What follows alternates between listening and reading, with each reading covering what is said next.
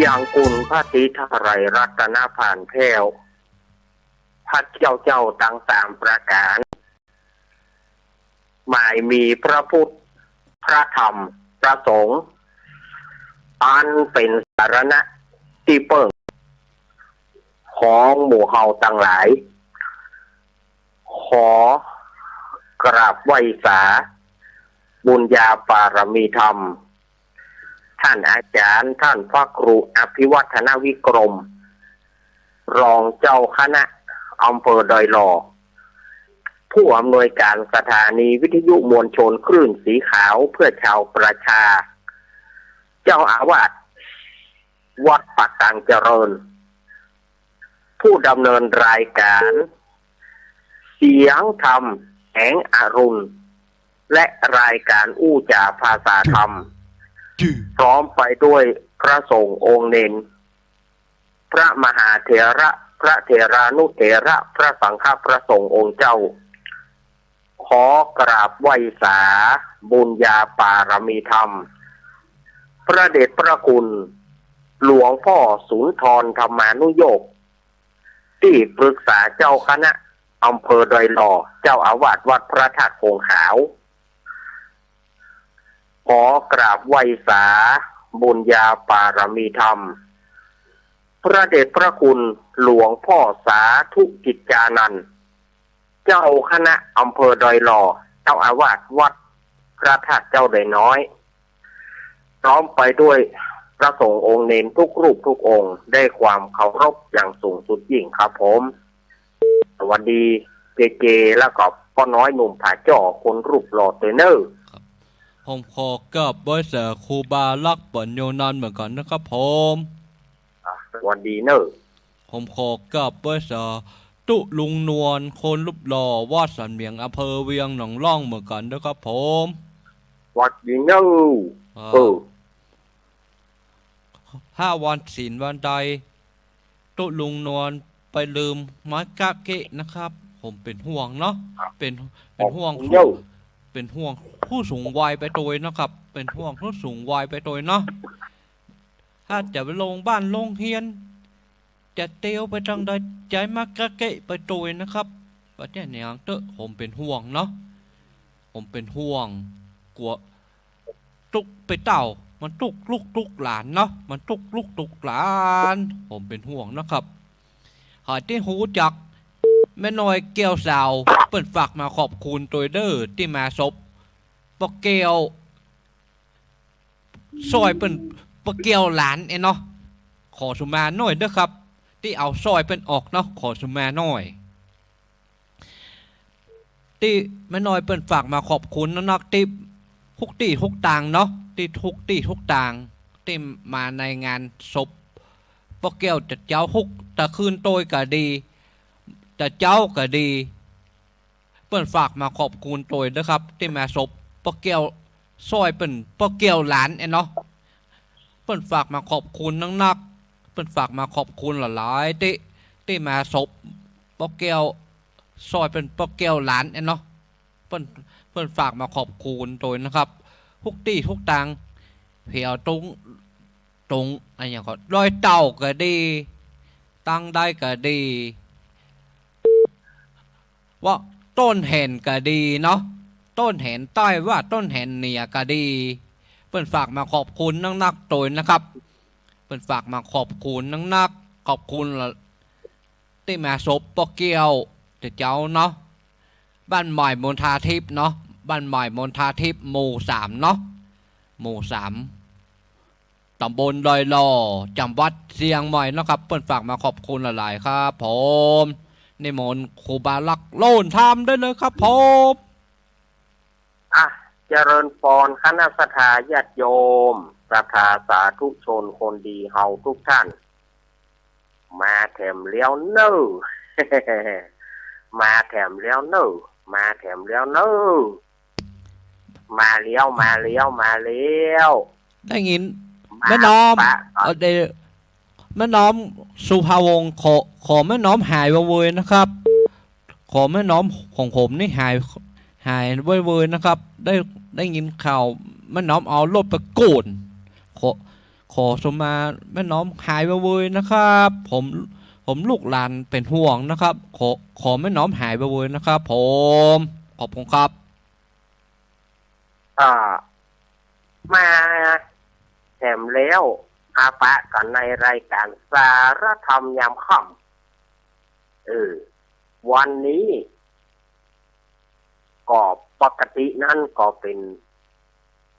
เวรของตุลุงยองนะหลวงลุงชัยวัฒนาคเสโนหรือว่าตุลุงนันตุลุงยองวันนี้เปิ้นว่าคอมเปิ้นว่าให้ดีคอมเปิ้นมีปัญหาขอลูกหลานแตนหลวงลุงกำเนิดอาตมาภาพก็เลยได้มาแตนหลวงลุงไปจนถึง1 ทุ่มนะ6 โมงไปจนถึง1 ทุ่มถ้า1 ทุ่มครูบาอาจารย์ตังลำปางเปิ่นมาอาตมาก็จะ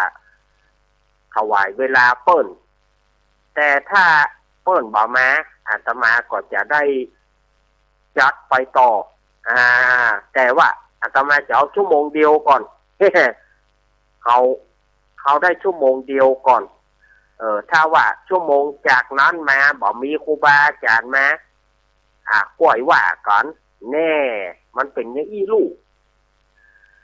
รายการนี้ก็จะออกอากาศโดยมีก้าวกับผมอาตมาภาพสามเณรรักปัญโยนันท์แห่งวัดตันเมืองตำบลหนองล่องอำเภอเวียงหนองล่องจังหวัดลำพูนเป็นผู้รับผิดชอบดำเนินรายการในวันนี้เมื่อวันเสาร์ก็มาได้ปะกันนอกสถานญาติโยมเสาร์ที่แล้วก็เตรียมตั๋วจะไปฝังแล้วอีกอย่างหนึ่งพระป่าบ้านอาตมามี ต้องต้อนรับสถานญาติโยมทางกรุงเทพตัวถึงวันนั้นนะวันอาทิตย์มาได้จัดตึงหลวงเพราะว่าออกเดินทางไปฝังก็ตึงจัดมาได้ตัวถ้าจัดมันก็กังวลรถมาจ้ะเดี๋ยวก็รถมาจ้ะหยองมาจ้ะขนาดตื่นตี 3เนี่ยมาตอนเวลาเท่านี้กำเดียวก็วบก็เดียวก็วบเนี่ยสถานญาติโยมก็เลยหายเหยกันไปวันนี้มากันละวันนี้ถือว่ามาแทนก็มาแล้วนะ ขออภัยเมื่อบ่อู้มันก็บ่คันคอพอเขาอู้ไปมันหูลุกที่ไหนมายิบสังขารธรรมสังขารไม่แน่นอนสังขารไม่เที่ยงเนาะสถานญาติโยมรายการนี้ออกอากาศพร้อมกันทางสถานีวิทยุแม่ขจารโมเดิร์นเรดิโอ 94.50 เมกะเฮิรตซ์ตั้งอยู่บ้านสันบะนะตำบลแม่เจดีย์อำเภอเวียงป่าเป้าจังหวัดเชียงรายโดยแม่ทิติรัตน์หรือว่าแม่อนงเป็นผู้อำนวยการสถานีวิทยุห้วยตองสักเรดิโอตั้งอยู่วัดห้วยตองสักตำบลกวงเปาอำเภอจอมทองจังหวัดเชียงใหม่คลื่น 98.75 เมกะเฮิรตซ์โดยเมตตาธรรมของหลวงพ่อวาปีวรมานิชสถานีวิทยุคลื่นพระพุทธศาสนาการศึกษาและวัฒนธรรม 104.50 วัดไผ่หินตำบลสุเทพอำเภอเมืองจังหวัดเชียงใหม่โดยเมตตาธรรมของท่านอาจารย์ท่านพระครูสมุวิสุวัฒน์วรกิจโจสถานีวิทยุคลื่นสีขาวเพื่อชาวประชา106.50 เมกะเฮิรตซ์วัดบรรพตสถิตตำบลพระบาทอำเภอเมืองจังหวัดลำปางโดยเมตตาธรรมของท่านอาจารย์พระมหาสมชาติชาตปัญโยสถานีวิทยุลำปางสตาร์ 101.25 เมกะเฮิรตซ์ของคุณโยมดารุณีและสถานีวิทยุลำพูนเรดิโอ บ้านป่าซัก อำเภอเมืองจังหวัดลำพูนนี้ก็คือสถานีวิทยุต่างๆที่เปิดรับสัญญาณตั้งแต่เวลานี้เป็นต้นไปขออนุโมทนาขอบคุณ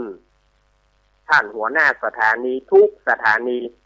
เจ้าหน้าที่ทุกฝ่ายช่างคอนโทรลช่างเทคนิคทุกท่านขออนุโมทนาขอบคุณไว้ณโอกาสนี้ตัว มาปะก่อนวันนี้มาปะก่อนวันนี้เป็นวันเสาร์ที่18กรกฎาคมพุทธศักราช2569เดือน10หลังนะเดือน10หลังเดือน8หลังออกมานี่4ค่ำพร่ำว่าเป็นวันเสาร์นับเวลาไปแถม11วันนับเวลาไปแถม11วันก็จะเป็นเทศกาลเข้าพรรษาพี่น้องเจ้าบ้านเฮาก็จะได้ทำบุญสุนทานจะได้หาโอกาสอาบน้ำฟังธรรมกันช่วงเข้าพรรษา13วันพระ13วันศีลเฮาก็จะได้ปากันมาอาบน้ำฟังธรรมกันท่านที่ไปบ่ได้ท่านที่บ่สามารถจะไปฟังธรรมได้ก็อาตมาภาพจะยกวัดมาบ้านเหมือนกับศรัทธาญาติโยมได้ไปที่วัดก็จะจำลองเหตุการณ์เวลาบ่าย3 โมงวันอังคารจะเริ่มตั้งแต่อังคารที่28เป็นต้นไปอาตมาภาพก็จะได้ เริ่มตั้งแต่วันที่28จนไปถึงเที่ยงเดือนตุลาพุ่นนะอาตมาก็จะได้สิ้นสุดรายการยกวัดมาบ้านกิจกรรมเข้าพรรษาเนาะก็อาตมาจะเริ่มตั้งแต่วันที่28เป็นต้นไปนะบ่าย3 โมงท่านที่มีโทรศัพท์แบบสัมผัสก็เอาเข้าให้ป้าอุ้ยแม่อุ้ยเนอะเข้าGoogleให้ป้าอุ้ยแม่อุ้ยเข้าGoogleขึ้นสีขาวเพื่อชาวประชารายการธรรมะเพื่อชุมชนแน่ซื้อให้ป้าอุ้ยแม่อุ้ยอัน แล้วก็เข้าGoogleให้เปิดท่านเข้าGoogleให้เปิดหรือว่าจะเข้าเว็บไซต์ให้เปิดก็ได้เข้าเว็บไซต์ให้เปิดก็ได้ www.doilawradio.com www.doilawradio.com พี่ป้อยแม่ฟังวิทยุเปิ้นบอกเปิดสถานีแม่ฟังเข้าเว็บนี่เนอะฟังเปิดให้เปิดไว้หั่นหรือว่า YouTube ย้อนหลังก็ได้ YouTube ย้อนหลังก็พิมพ์คำว่าวัดสายหิน2ก็จะเป็น YouTube ย้อนหลังไปเหมือนกับญาติโยมได้ฟังธรรมอันนี้ช่องทางของที่ญาติโยมจะฟังรายการนี้นะที่ญาติโยมจะฟังรายการนี้นะถ้าว่าวิทยุเปิดยังบ่เปิดเตื้อศรัทธาญาติโยมก็ซื้อโทรศัพท์ไว้อันสมาร์ทโฟนโทรศัพท์ข่วยเกียร์เนี่ยเอาป้าอุ้ยแม่อุ้ยแล้วก็เข้าเว็บไซต์เปิดเข้า Google เปิดเอาเนาะอันนี้ก็จะเป็นดีเนาะผู้ใดมีจิตศรัทธาบูชากันเต้บูชากันเต้จะบูชากันเต้ศีลต่อศีลหรือว่าจะบูชากันเต้ตลอดพรรษาก็แจ้งที่อาตมาได้ 0892140135 และ 0837611775 2 เบอร์นี้หรือว่าใครจะมาหาอาตมาก็ได้หรือว่าจะไปที่แม่เพนคนสู้ชีวิตก็ได้โทรไปหาแม่เพนก็ได้064 895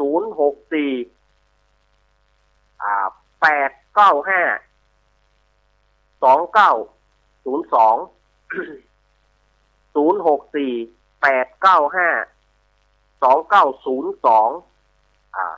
้าตังดอยรอจะไปฝากเจเจก็ได้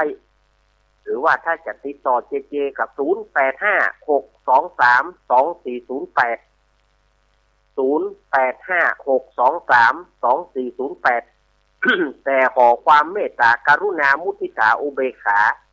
เพื่อโยมใส่ซองให้เรียบร้อยโยมใส่ซองแล้วเขียนชื่อของญาติโยมชื่อที่อยู่ของญาติโยมไว้มุมซองแล้วก็บูชากันเต้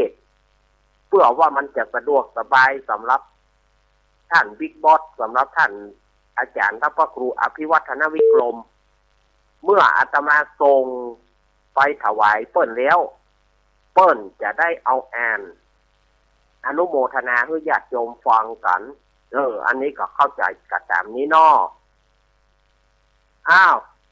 กู้กันไปนักจักกันไปแนว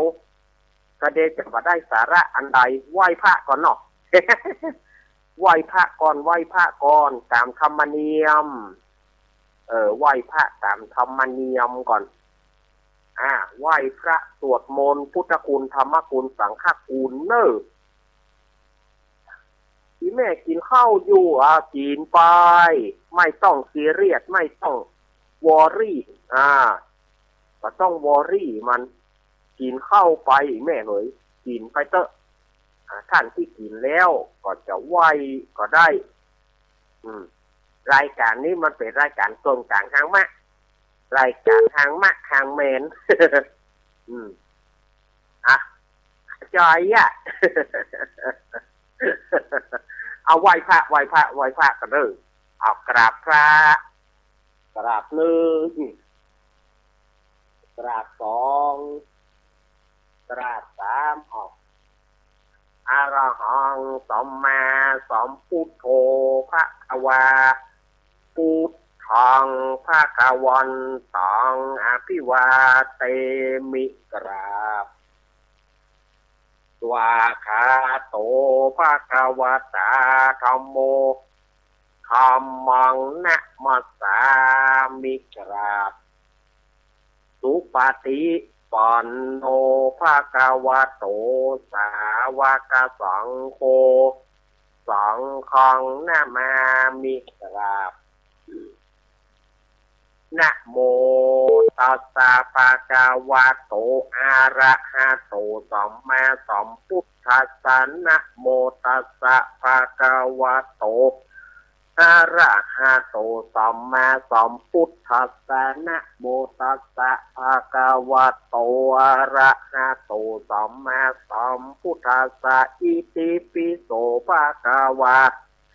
อะระหังสัมมาสัมพุทโธวิจาจารณะสัมปันโนสุขโตโลกาวิตัวนุตตโรปุริสะธัมมาสะราธิสัทธาเทวามนุสสานังพุทโธภะคะวะติสวากาโต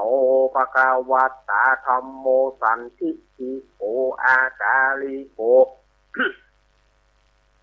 เอหิปัสสิโกโอปานะยิโกปัจจัตตังเวทิตัพโพวินโยอิติสุปาติปันโน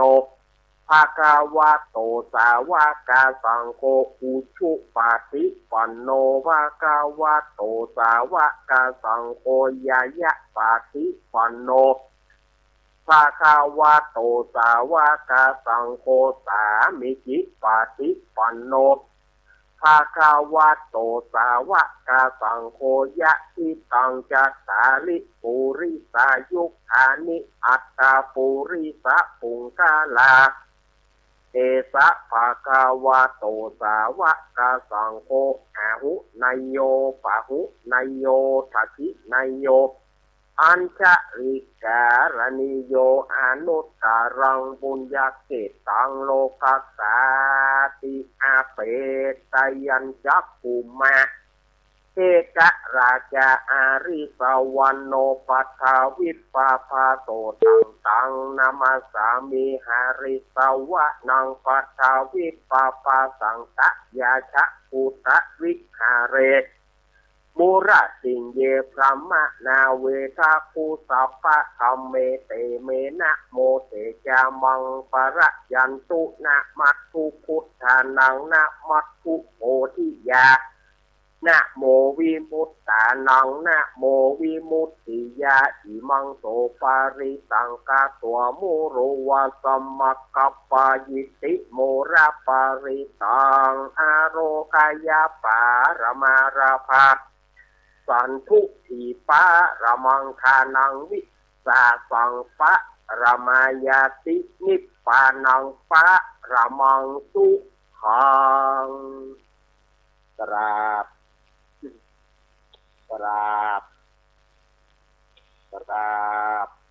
เอาแล้วอาตมาภาพก็ได้ปาสถาญาติโยมมาไหวพระสวดมนต์พุทธคุณ ธรรมคุณสังฆคุณแล้วก็สวดคาถานกยูงทองเป็นที่เรียบร้อยก็ศรัทธาญาติโยมขับมาแล้วเนาะขับมาก็เงาจอยวอยแต่มันเป็นบทจื้ออึ่งจึงเป็นบทมันบ่มีแดด มันก็เปิงกับกลางภาษาเนาะสะพ่องก็ว่ามันอย่างจื้ออึ่งจึงอาจารย์ความจริงนั้นน่ะมันเป็นกลางภาษาเก่ามันเป็นช่วงเข้าภาษามาแล้วแต่ว่าปีนี้มันเป็นเดือน12เตื้อเดือน8 2โหนมันก็เลยช้าไปการเข้าภาษาก็เลย1เดือนเนี่ยความจริงถ้าเป็นครูบาอาจารย์อย่างสมัยตะก่อนเนาะสมัยครูบาเจ้ามอนเฮือนวัดบ้านกวนอำเภอสันป่าตองครูบาหม่อนวงครูบาหม่อนศรีวิจัยครูบาหม่อนขาวหมู่นี้นะความจริงนี่เปิ่นเข้าแล้วครูบาอาจารย์เหล่านี้เปิ่นเข้าแล้วเปิ่นว่ามันเป็นถึงอธิกรรมะแต่ว่าการเข้าภาษานั้นเปิ่นว่าเข้าไปเลยเปิ่นเข้าไว้ล่วงหน้าเลยนะเปิ่นเข้าล่วงหน้า แต่เฮานี่เฮาก็ทำตามว่าเดือนนี้มันบ่เตื้อเฮาก็ไปเข้ารอแถมประเด็นนี้ก็เหลือเวลา11วันที่เฮาจะเข้าภาษากันเนาะวันนี้ศรัทธาญาติโยมอาตมาภาพจะได้นำเอานิทานวันนั้นอาตมาเปลยไปนิทานเรื่องนี้นะอาตมาเปลยไปหน่อยนึง ศรัทธาญาติโยมก็บ่เลี้ยวใจว่าอยากจะฟังให้มันเต็มที่หน่อยหรอกมันสั้นไปหรอท่านอาจารย์ ก็ได้นะวันนี้จะเอาให้มันเต็มเนาะย้อนยุคไปอยู่ในหนังสือภาษาไทยป .3 ภาษาไทยป .3/1 ถ้าจำบ่ผิดนะภาษาไทยป .3/1 หนังสือมานะมานีนั่นนะมานะมานีปิติชูชัยสมคิดดวงเกี้ยวเพชรวีระจันทรอย่างมูนี่นะถ้าว่าภาษาไทยเนี่ยแต่จะเป็นบทที่8น่าจะอยู่ในหนังสือบทที่8ถ้าจำบ่ผิดเนอะน่าจะอยู่ในบทที่8ของหนังสือเล่มนี้เรื่องสุดสาครกับม้านินมังกร คือเขาจะเท้าความไปว่าเด็กชายเพชรมาได้เรียนหนังสือทีนี้ก็มีวีระปิติ วีระ มานะมานีปิติชูใจสมคิดดวงเกี้ยวปากันไปฮื้อเสื้อผ้าของใจคือเพชรกับน้องอันนี้อาตมาจะเท้าความไปนะแล้วก็มีลุงคือลุงทรัพย์ผสมสุขลุงทรัพย์ผสมสุขเป็นลุงของวีระเนี่ยเขานัดกันไปที่บ้านของวีระแล้วก็ลุงทรัพย์ผสมสุขก็เลยถามปิติพ่อแต่ก่อนเนี่ยเด็กชายปิติมีม้าตัวหนึ่งชื่อเจ้าแก่ม้าของเด็กชายปิติพิทักษ์ถิ่นเนี่ยมีม้าตัวหนึ่งชื่อเจ้าแก่แต่ทีนี้เจ้าแก่ตายทำให้ปิติเด็กชายปิติเนี่ยไปที่ไหนก็เหงาเพราะบ่มีม้าขี่ลุงทรัพย์ผสมสุขเปิ้นก็เลยถามว่าไงสุสาครไม่มีนะม้านินมังกรคงเดินเหนื่อยนะแต่ปิติบอกเข้าใจปิติก็ทำหน้าเหลอ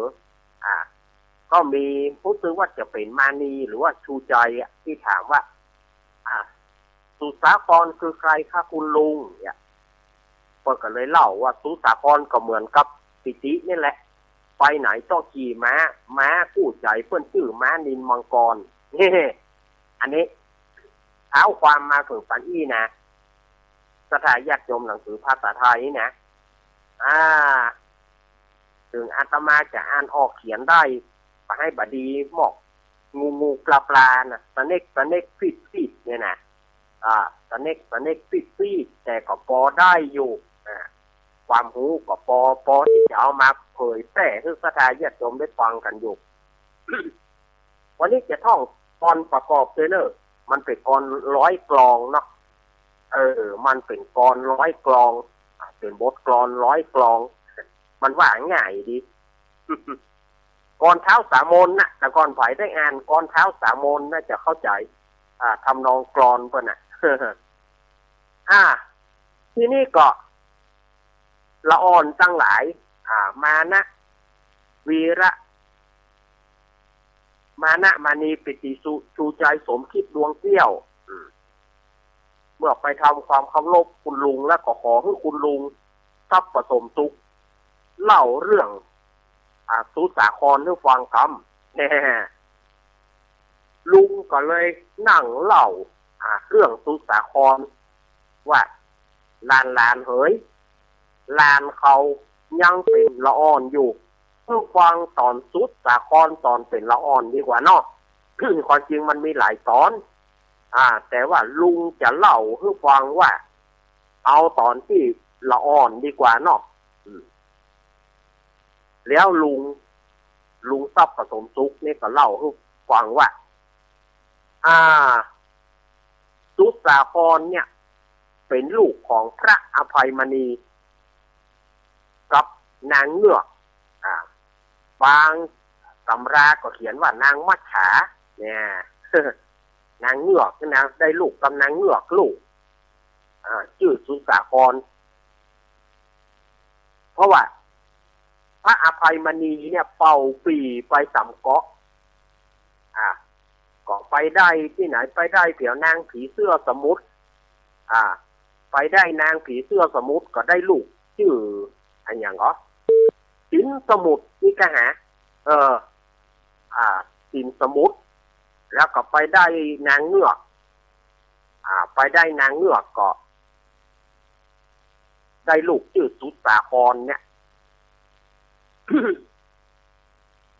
เมื่อสุสาครเมื่อนางมัจฉาหรือว่านางเงือกกำลังตั้งท้องเนี่ยพระอภัยมณีก็รู้ว่าเมียเป็นนางเงือกหัวเป็นปลาหัวเป็นคนแต่ตัวเป็นปลาเลยเนาะ อย่างจำพวกนี้นะก็เลยหนีละนางมัจฉาเนี่ยไว้คืออยู่กับพระฤาษีคืออยู่กับพระฤาษีบอกว่าจะไปตัวหาน้องจะไปตัวหาน้องบ่าว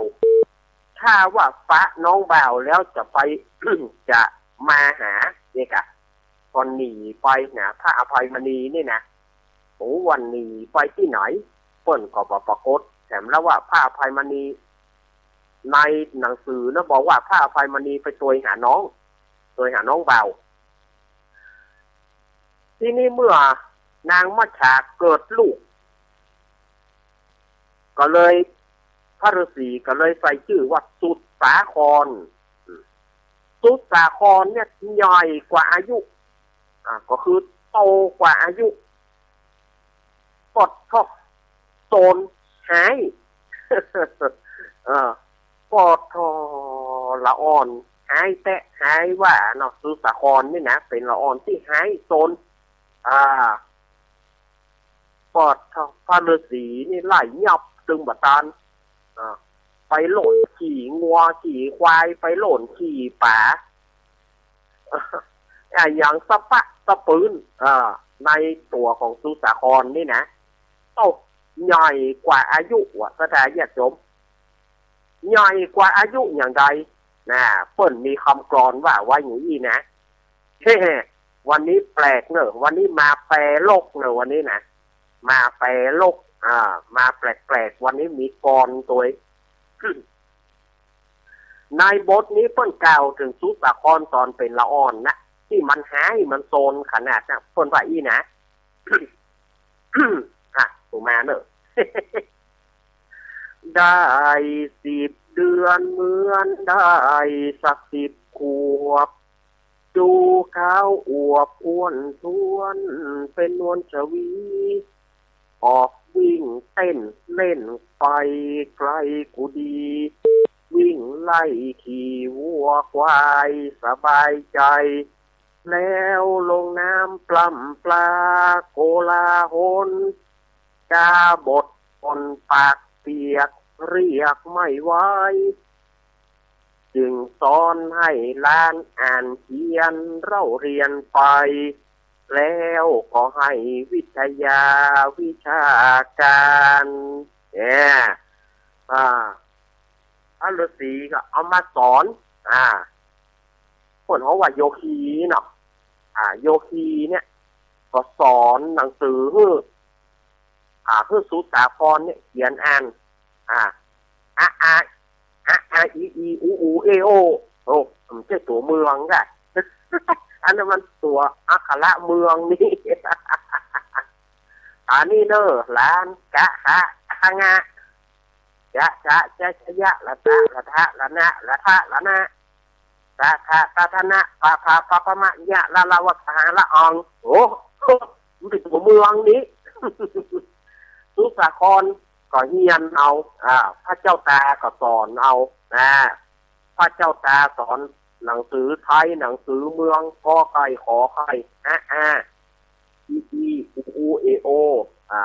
สอนไปจนจำได้หมดว่ะสุสาครนี่นะอายุยังบ่ถึงขวบนะอายุแค่10 เดือนนะจำหนังสือได้หมดตอนว่างแล้วก็ไปกอดป่าไปไล่ยับป่าไปไล่ปั้มไล่กอดป่างัวควายมีที่ไหนไปขี่ถ้าฤาษีจะพบมีหลานคนหนึ่งก็หายใบหายบอดมาเฮ้ย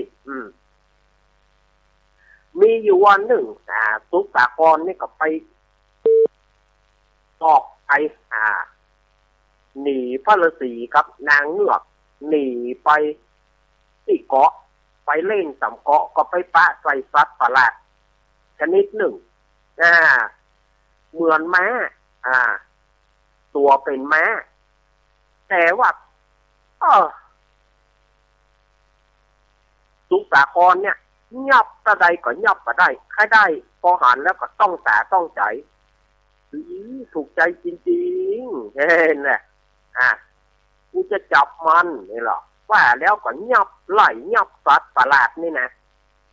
ไล่ยับสัตว์ประหลาดนี่ก็ได้ก็เลยมาถามพระเจ้าตาครับเฮ้ยอันนี้ไปหอยเนอะพระเจ้าตานี่ก็ยุ่งจะได้โดนแล้วพระเจ้าตาเนี่ยพระเจ้าตาครับผมไปหานไปซัดชนิดหนึ่ง มันเป็นม้านะพระเจ้าตาผมค่อยได้อ่ะพระเจ้าตาอย่างใดผมค่อยได้มันน่ะพระเจ้าตาไปย่อพื้นกับมาเอามันเป็นลักษณะอย่างไอ้หลานบอกคือ เนี่ยบอกคือพระเจ้าตาก็ท่องกรน่ะมั้งนะพระเจ้าตาก็ท่องกรอนน่ะละเนี่ยฟังเนอะกินคนผู้ปูปลายาใบไม้มันทำได้หลายเร่ไอเดรชานเขี้ยวเป็นเพชรเกร็ดเป็นนินลิ้นเป็นปานถึงเขาหวานฟันฟาดไม่ขาดรอนถ้าเจ้าได้มาพาหนะตัวนี้ไว้จะพ้นจากภัยปิญโยสโมสรให้ตั้งชื่อว่ามานินมังกรจุงท้าวรพุนสวัสดิ์แขนนักจาเนี่ยบทก่อนนี้เข้าท่าแต่แล้วก็พระเจ้าตาก็เลยสอนวิธียับเพื่อสุสากรในที่สุดสุสากรก็ไปยับม้านินมังกรได้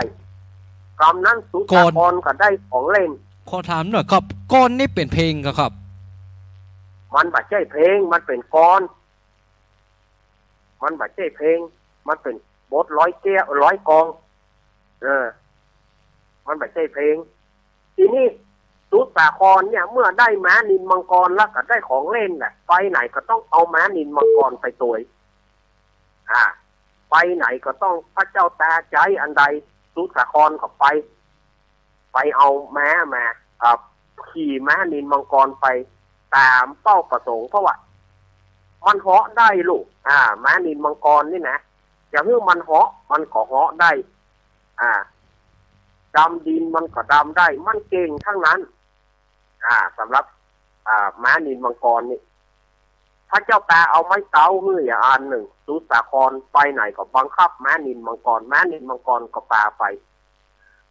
จนมาถึงสุสาครอายุได้13 ปีพระเจ้าตาอ่านว่าสุสาครนี่ใหญ่แล้วสมควรที่จะ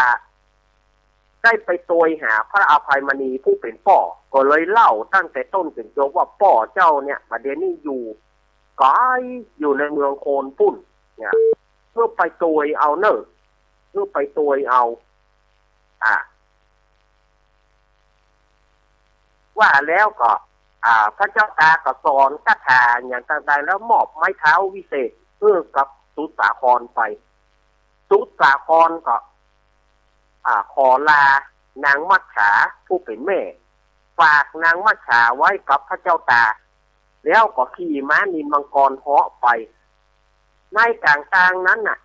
สุสาครก็ต้องไปปะกับพูดผีปีศาจปะใส่อุปสรรคขวางแต่สุสาครบอกหัวในที่สุด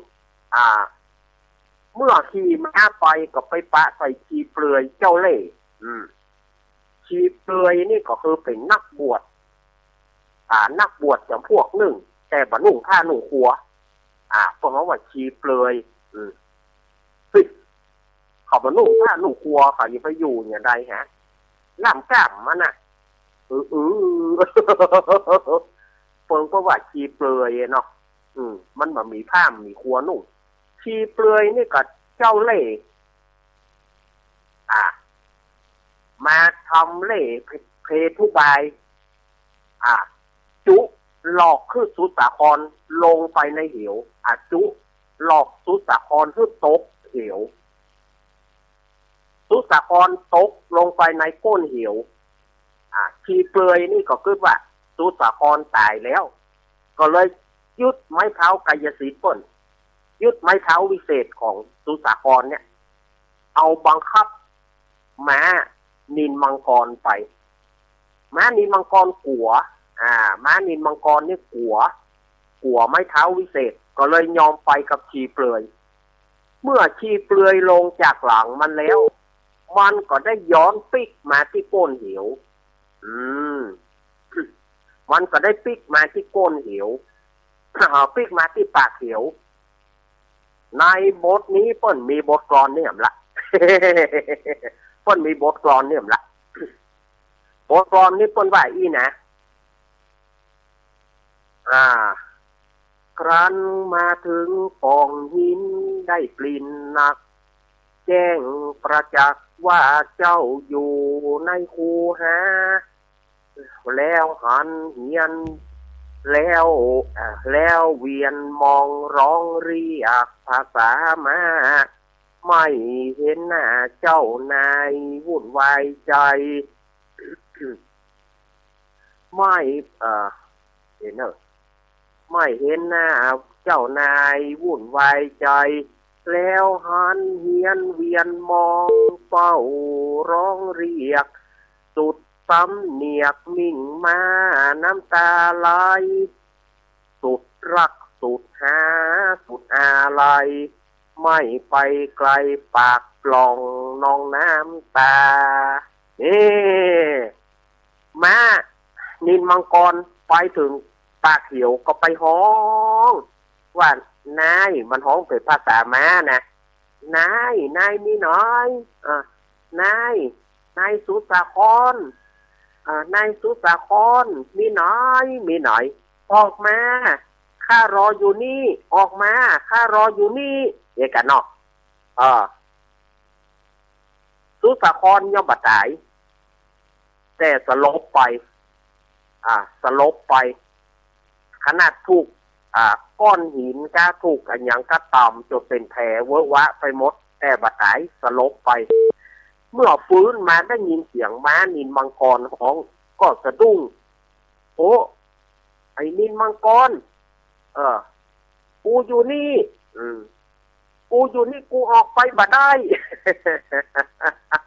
กูออกไปบ่ได้ก็จะตอบแต่ว่าเสียงของสุสาครเนี่ยอยู่ก้นเหี่ยวปุ้นทำให้ม้านินมังกรก็บ่สามารถที่จะได้ยินเสียงสุสาครแต่สุสาครสามารถได้ยินเสียงม้านินมังกรโดพอดีว่าพระเจ้าตาขี่รุ้งพระเจ้าตาขี่รุ้งมาปรากฏต่อหน้าสุสาครแล้วช่วยสุสาครให้ขึ้นมาจากเหวแน่พระเจ้าตามาช่วยแล้วสุสาครพระเจ้าตามาแล้วเนอะว่าเจ้าตาว่าขี่รุ้งมาช่วยสุสาครแล้วก็สอนบทสอนนี่เป็นบทกลอนแถมคำหนึ่งว่าอีกอันนี้มีบทกลอนแล้วนะอันนี้สุดท้ายละบทกลอนบทสุดท้ายละ แล้วสอนว่าอย่าไว้ใจมนุษย์มันแสนสุดลึกล้ำเรือกำหนดถึงเขาวันพันเกี่ยวที่เลี้ยวรถก็ไม่คดเหมือนหนึ่งในน้ำใจคนมนุษย์นี้มีดีอยู่สองสถานบิดามารดารักมักเป็นผลที่พึ่งหนึ่งพึ่งได้แต่กายตนเกิดเป็นคนได้คิดเห็นจึงเจรจาแม้ใครรักมั่งช่างตอบให้รอบคอบคิดอ่านหน้าล้านนารู้อะไรก็ไม่สู้รู้วิชารู้รักษาตัวรอดเป็นยอดดีหลานเอ๋ยจงไปเอาไม้เท้าวิเศษจากขีเปลือยมาไปแล้วไปโตยหาพ่อเจ้าพระเจ้าตาจะไปแล้วพระเจ้าตาก็เหาะขี่ลุงเหาะไปสุสาครก็เลยไปโตยหาพระอภัยมณีโจรปะนี่อันนี้ก็คือใจความของเรื่องสุสาครกับม้านินมังกรหนังสือภาษาไทยข้อ3นะ เอฝ่ายที่เคยอ่านมานะมานีนี่อาตมาว่าคงจะจำได้อยู่นะ คงจะจำได้อยู่วันนี้เนาะอ้าวได้มาวันนี้ก็แล้วลุงก็สรุปว่าสุสาครเนี่ยถึงแม้จะเจอปัญหาแต่ก็เอาตัวรอดได้ลุงเล่านิทานให้หลานเขาฟังแล้วหลานจะมาสอนหนังสือให้เพชรแม่นก็จงสอนเตอะเจ้าเพชรเอ๋ยเจ้าเพชรจงเชื่อฟังครูบาอาจารย์นะจะไปโซนนะเดี๋ยวครูตั้งหลายเที่ยนลุงบอกหูตัวเนอะลุงจะไปเก็บลุงจะไปตัดกล้วยก่อน ลุงทรัพย์ปฐมสุขบอกว่าจะไปตัดกล้วยก่อนมาถึงตั้งนี่มาได้เปิดสายสักกำอย่างเวลาจะหมด 53 นาที กระดาษญาติโยมวันนี้เนื่องด้วยเวลามันน้อยเวลามันน้อยเนาะคงบอกว่ากันเนอะอาตมาไม่จุนะ54 นาทีอาตมาไม่จุนะอาตมาตั้งเวลาไว้6:54 นาทีเนี่ยอาตมาตั้งเวลาไว้มันถึงเวลามันก็ติ๊ดก็แสดงว่าเวลาหมดฟังจากพระคุณเจ้าสังลำปางก่อนถ้าพระคุณเจ้าเปิ่นมาก็ถวายเวลาเพื่อเปิ่นถ้าเปิ่นบอกมาอาตมาจะมาต่อว่าอีกันก่อนนะเนาะเอาอาตมาลาช่วงนี้ก่อนสถาญาติโยมอาตมาลาช่วงนี้ก่อนเย่อีกะเดี๋ยวว่าหายไปหน่อยนะแล้วมาเดือดร้อนโทรศัพท์นี่ล่างมีปัญหาโดนนะลาแล้วเนอะสถาญาติโยมลาทีไม่ใช่ลาก่อนมีโอกาสก็ย้อนมาใหม่อายุวโนสุขังพระลอง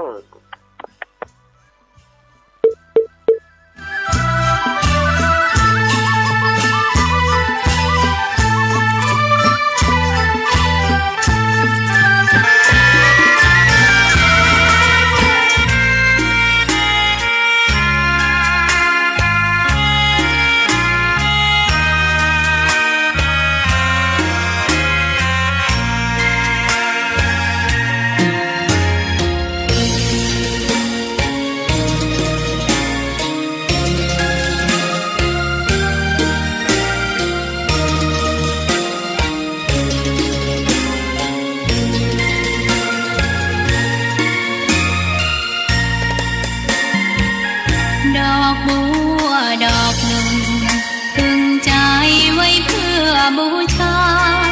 แด่องค์พระศาสดาสัมมา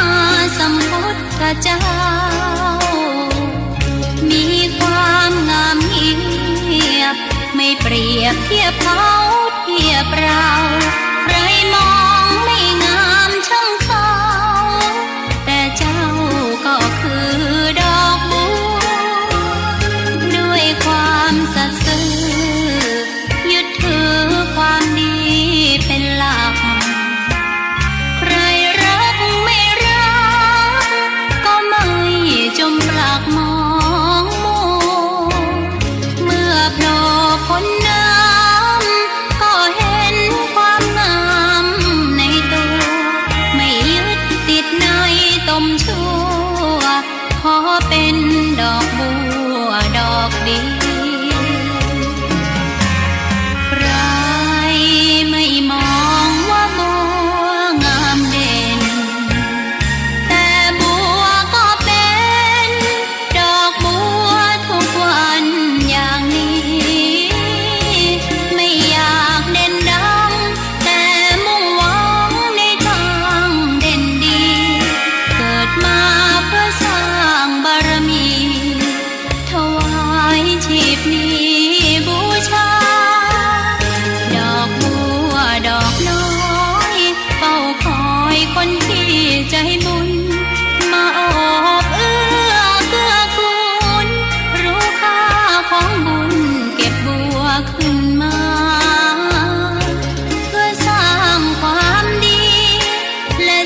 มบารมีดังว่าใช้ดอกบัวนี้บูชาพระสัมมาสัมพุทธองค์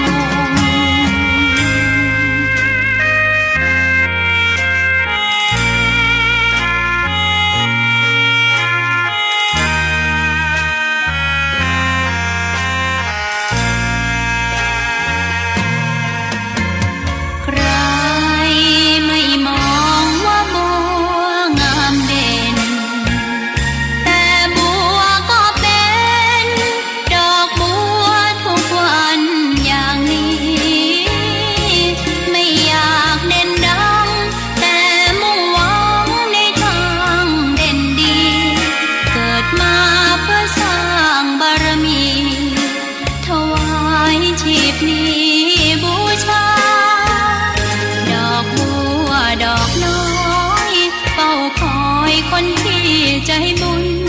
มาโอบเอื้อเกื้อกูล รู้ค่าของบุญเก็บบัวขึ้นมา เพื่อสร้างความดี และเสริมบารมีดังว่า ใช้ดอกบัวนี้บูชา พระสัมมาสัมพุทธ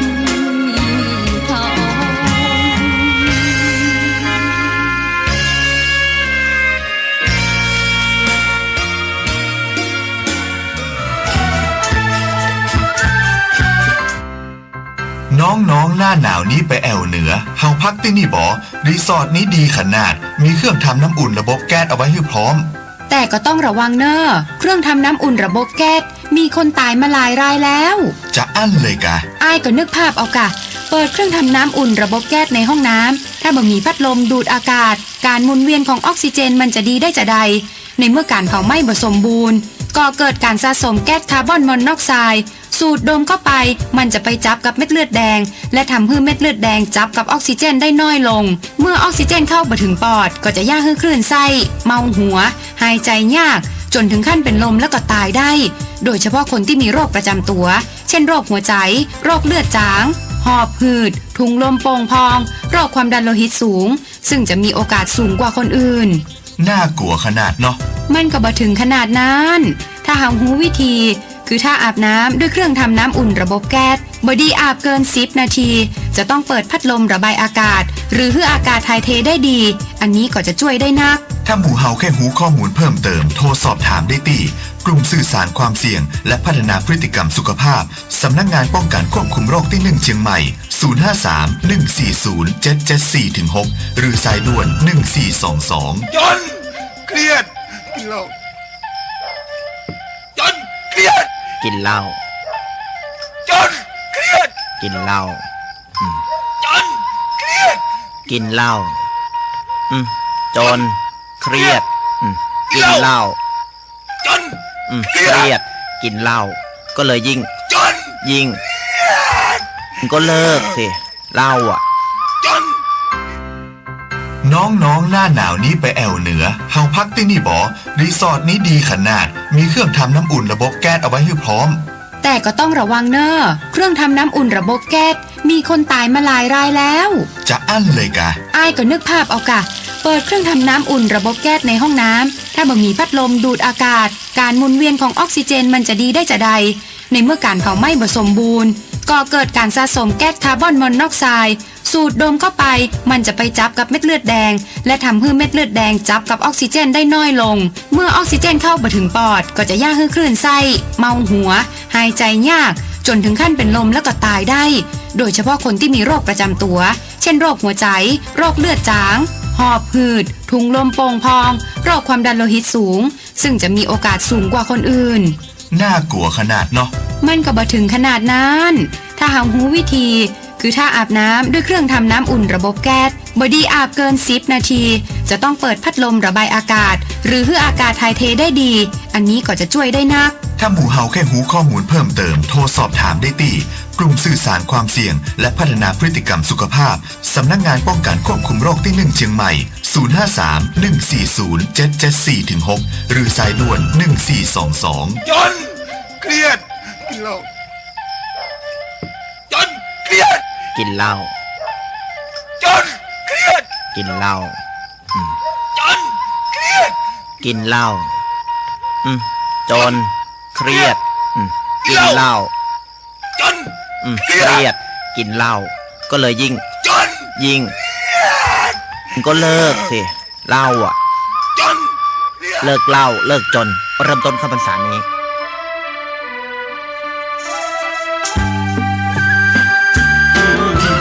สมัยก่อนประทับใจ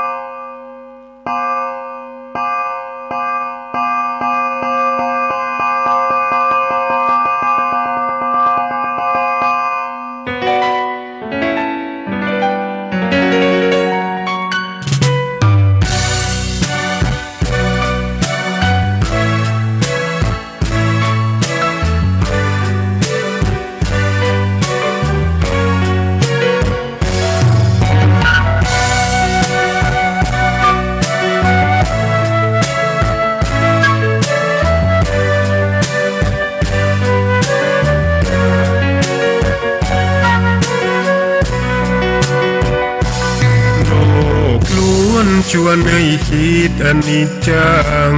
ทุกสิ่งไม่ยั่งยืนจีรังย่อมผุพังตามกาลเวลาจะฝืนให้ยั่งยืนจนสิ้นโลกาอย่าได้หวังดังปรารถนาองค์พระพุทธาท่านตรัสสอนไว้เกิดแล้วคงไม่แคล้วต้องชราแก่อาคราวแก่สมปัญญาทั่วภารามีโถมไปเจ็บทุกข์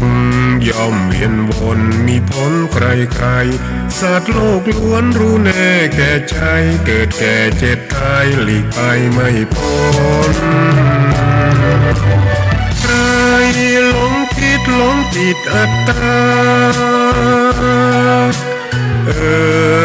ว่าใจแจ้งกำมลแม้นใครปลงได้คงสุขล้นชีวิตมีมองมนเกิดมาเป็นคนสมบูรณ์ดับหา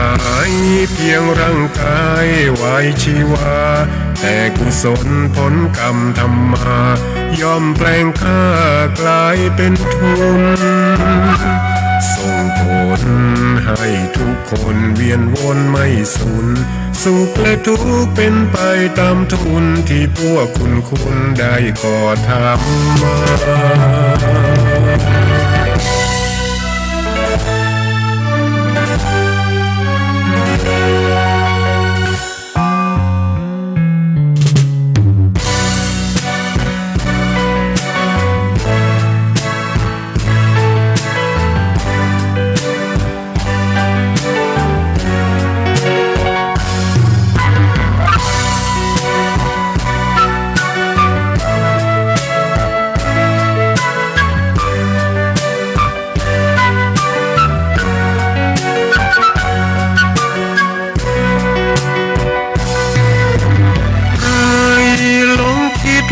ติดอัตตา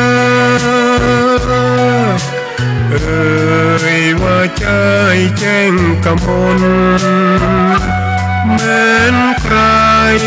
ปลงได้คงสุขล้นชีวิตมีมองมนเกิดมาเป็นคนสมบูรณ์ดับหายเพียงร่างกายไว้ชีวาแต่กุศลผลกรรมทำมาย่อมแปลงค่ากลายเป็นทุนส่งผลให้ทุกคนเวียนวนไม่สูญสุขและทุกข์เป็นไปตามทุนที่พวกคุณได้ก่อทำมา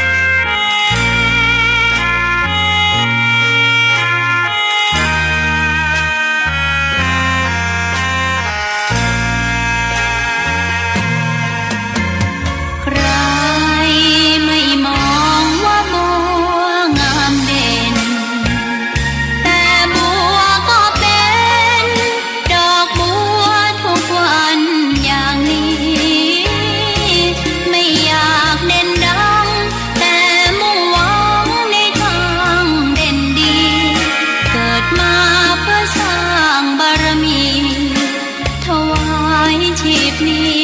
บูชา ดอกบัวดอกน้อยเฝ้าคอยคนที่ใจบุญ มาโอบเอื้อเกื้อกูลรู้ค่าของบุญเก็บบัวขึ้นมา เพื่อสร้างความดี และสร้างบารมีดังว่า ใช้ดอกบัวนี้บูชา พระสัมมาสัมพุทธพระองค์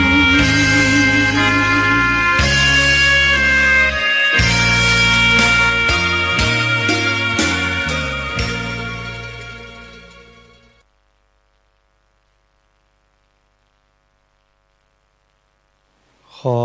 นอบน้อมต่อพระรัตนตรัยแก้วเจ้าสามประการ น้อมเอาคุณพระพุทธเจ้า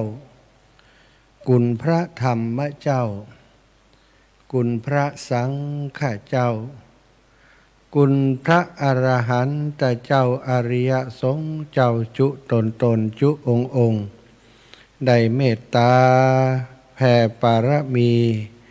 มาปกเก่าเกศาปกห่มหักษาครูบาอาจารย์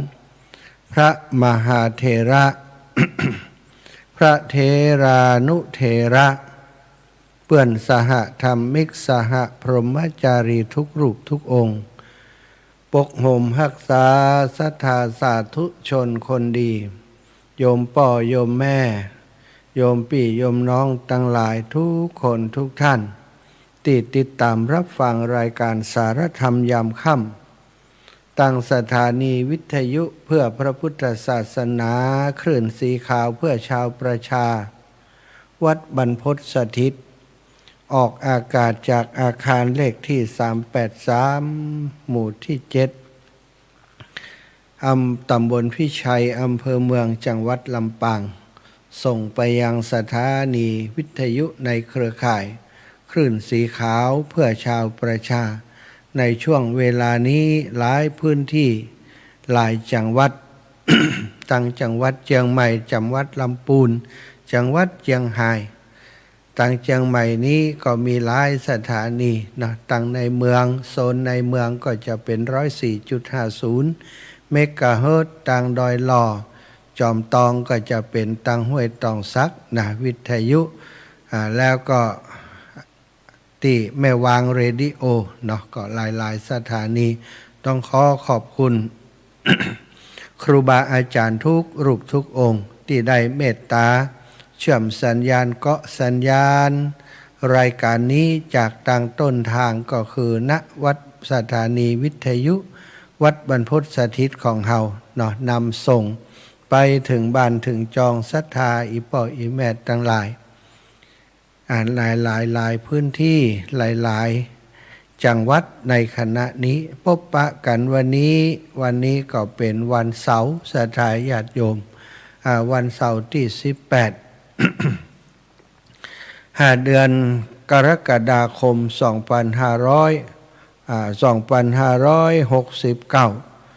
ศรัทธาท่านเจ้าทั้งหลายอาตมาภาพก็ได้รับมอบหมายให้จัดรายการในช่วง 19 ถึง 20 นาฬิกาวันจันทร์วันพุธวันพฤหัสวันศุกร์วันเสาร์เว้นวันอังคารและวันอาทิตย์2 วันเนาะก็อยู่ด้วยกัน5 วันได้นำสารธรรมเรื่องราวดีๆต่างๆมาสนทนามามาจ้ามาแลกเปลี่ยนเรียนรู้มาบอกมากล่าวเป็นข้อคิดสะกิดเตือนใจนะก็ได้ทำหน้าที่นี้มาเป็นเวลา 5-6 ปีแล้วศรัทธาญาติโยมหลายคนหลายท่านติดตามรับฟังมาตั้งแต่ปีแรกๆจนมาถึงปีนี้ก็คุ้นเคยกันเป็นพี่เป็นน้องเป็นพ่อเป็นแม่เหมือนกับคนในครอบครัวกันนะเอาละวันนี้พบปะกันแล้ว ก็จะปาศรัทธาเท่าแก่อีป่ออีแม่ตั้งหลายไหว้พระสวดมนต์ทำวัดเย็นก่อนที่จะนำสารธรรมเรื่องราวต่างๆที่เป็นประโยชน์มาสนทนามามาจากกันต่อไปเนาะกราบพระพร้อมกันเนอกราบ1พุทโธเมนาโถ กราบสองธัมโมเมนาโถกราบสามสังโฆเมนาโถอิมินา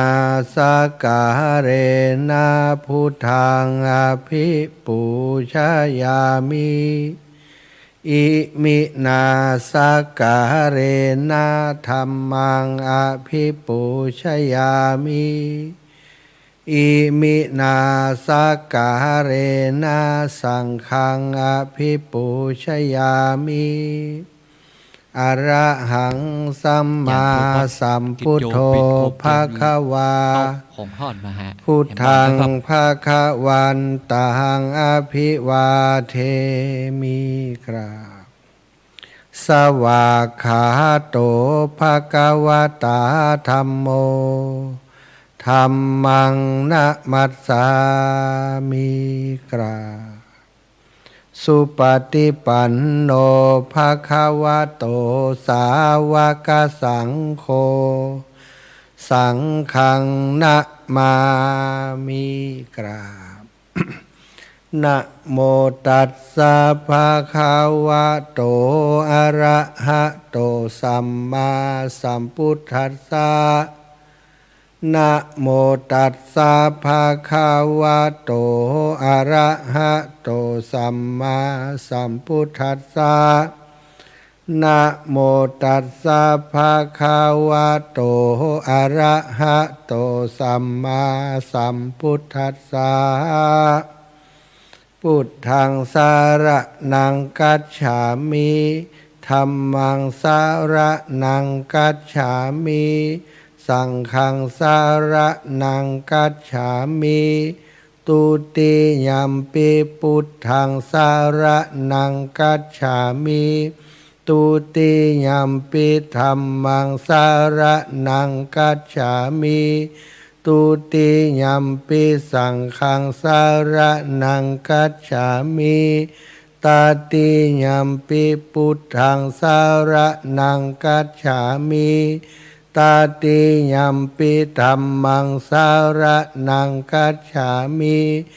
ตติยัมปิสังฆังสารนังกัจฉามิ อิติปิโสภะคะวะอะระหังสัมมาสัมพุทโธวิชชาจารณะสัมปันโน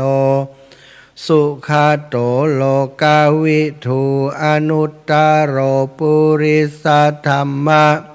สารทิสัทธาเทวมนุษสานังพุทโธภะคะวะติสวะคาโตภะคะวะตาธัมโมสันทิฏฐิโกอากาลิโกเอหิปัสสิโกโอปนายิโกปัจจตังเวทิตาโพวินยูหิติสุปฏิปันโนภะคะวะโตสาวกสังโฆอุชุปฏิปันโนภะคะวะโตสาวกสังโฆยายาปฏิปันโนภะคะวะโตสาวกสังโฆ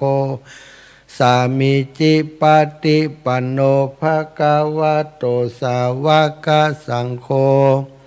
ยะทิทังจัตตาริปุริสายุคานิอัฏฐปุริสาปุคลาเอสาภะคะวะโตสาวกสังโฆอาหุนยโยปาหุนยโยทักขินยโยอัญชริกะระนิโยอนุตตรังปุญญเขตังโลกัสสาติกราบพระพร้อมกันเนอกราบหนึ่งพุทธังวรันตังสิรสานะมามิกราบสองธัมมังวรันตังสิรสานะมามิกราบสามสังฆังวรันตังสิรสานะมามิ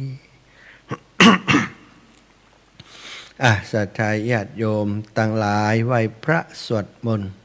ทำวัดเย็นโดยกันแล้วการทำวัดสวดมนต์ก่อนจะทำกิจกรรม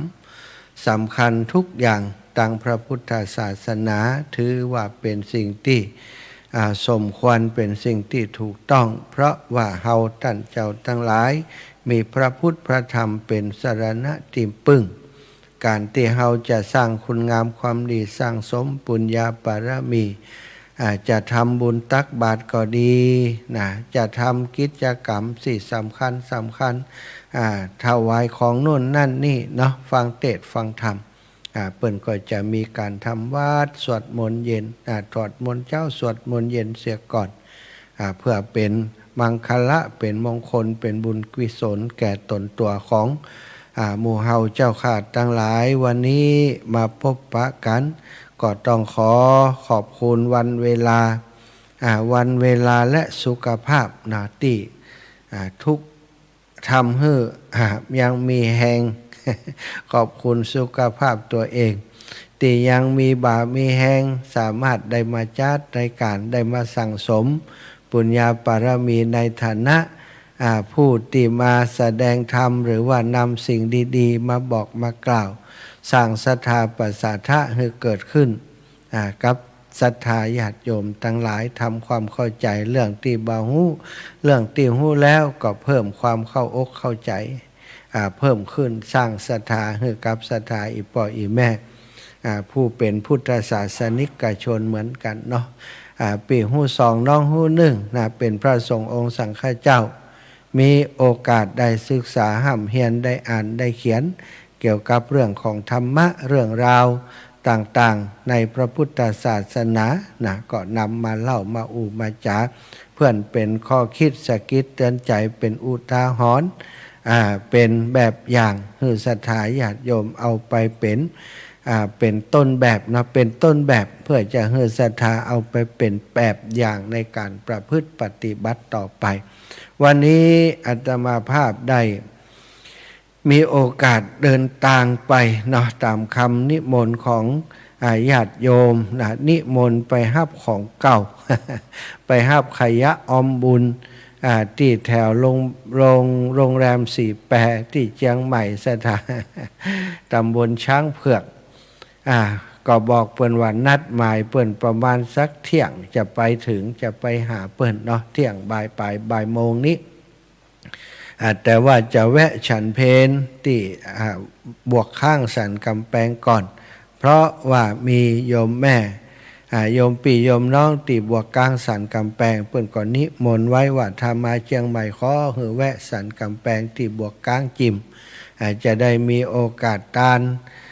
ข้าวน้ำโภชนาอาหารผ้าผ่อนท่อนสบายต่างๆก็เป็นประจำปีหนึ่งรู้สึกว่าจะได้มีโอกาสไปครั้งสองครั้งที่บัวข้างสันกำแพงโดยมีญาติโยมที่เป็นสะพานบุญแม่พวงพกามหาวงศ์แล้วก็แม่ละไมใจปัญญาแม่บัวลันจำปาอิ่มและคณะญาติกาลูกหลานของโยมแม่ถึง3 ท่านป่อโยมป่อหลวงน้อยป่อน้อยไพบูลย์ป่อน้อยบุญก็เป็นอีกท่านหนึ่งที่ติดตามการทำงานของครูบาอาจารย์คลื่นสีขาวเพื่อชาวประชามาโดยตลอดการไปที่บวกข้างก็เหมือนกับได้ไปบ้านญาติพี่น้องญาติผู้ใหญ่เปิ่นก็ต้อนรับครับสู่ดีมากทำกับข้าวกับป๋ามาถวายเต็มโต๊ะศรัทธา ได้จิบเห็นเล็กๆน้อยๆศรัทธาก็ว่าจะได้มาลงสักน้อยอาจารย์ ก็จะให้มันลงได้จะได้มันเป็นซาวถ้วยอีแม่เฮ้ยก็ติดลงนักเลยเปิ่นน่าจะเป็นน้ำพริกพักลวกพักนึ่งอย่างก็ฉลองศรัทธาโยมป่อโยมแม่เปิ่นเปิ่นก็ได้ถวายผ้าอาบน้ำฝนผ้าคลุมไหล่ถุงย่ามถุงแล้วก็ย่าม มันจะมีถุงครับย่ามถุงที่เป็นสีพระเนี่ยศรัทธาเปิ่นก็ถวายมาเปิ่นแซวว่า